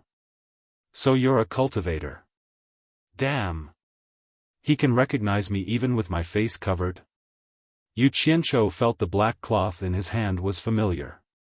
He subconsciously touched his face and found that the black cloth covering his face was gone.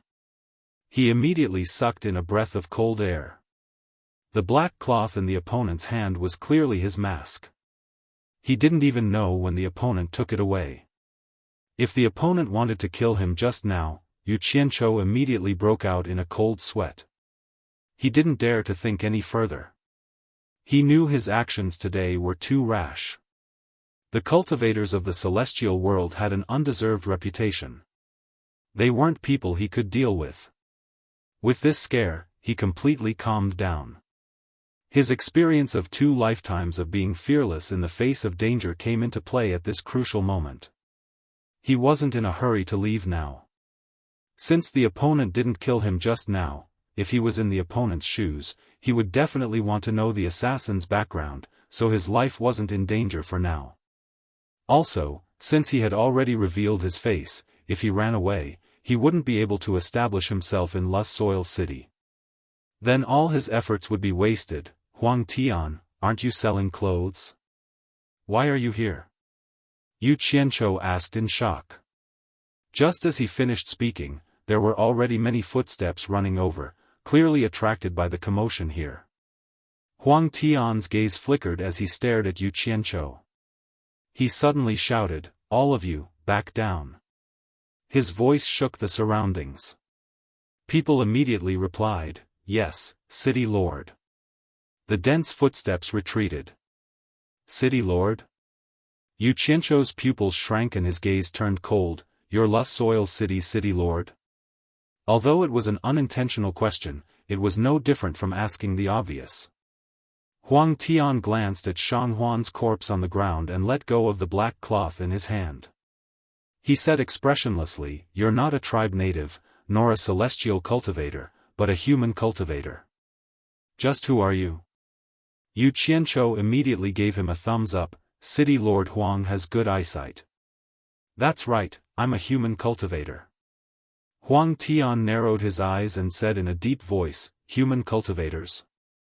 There is no place for cultivators in the mortal world on this continent.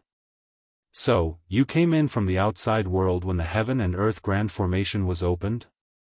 "Yes and no." Yu Qianzhou gave an ambiguous answer.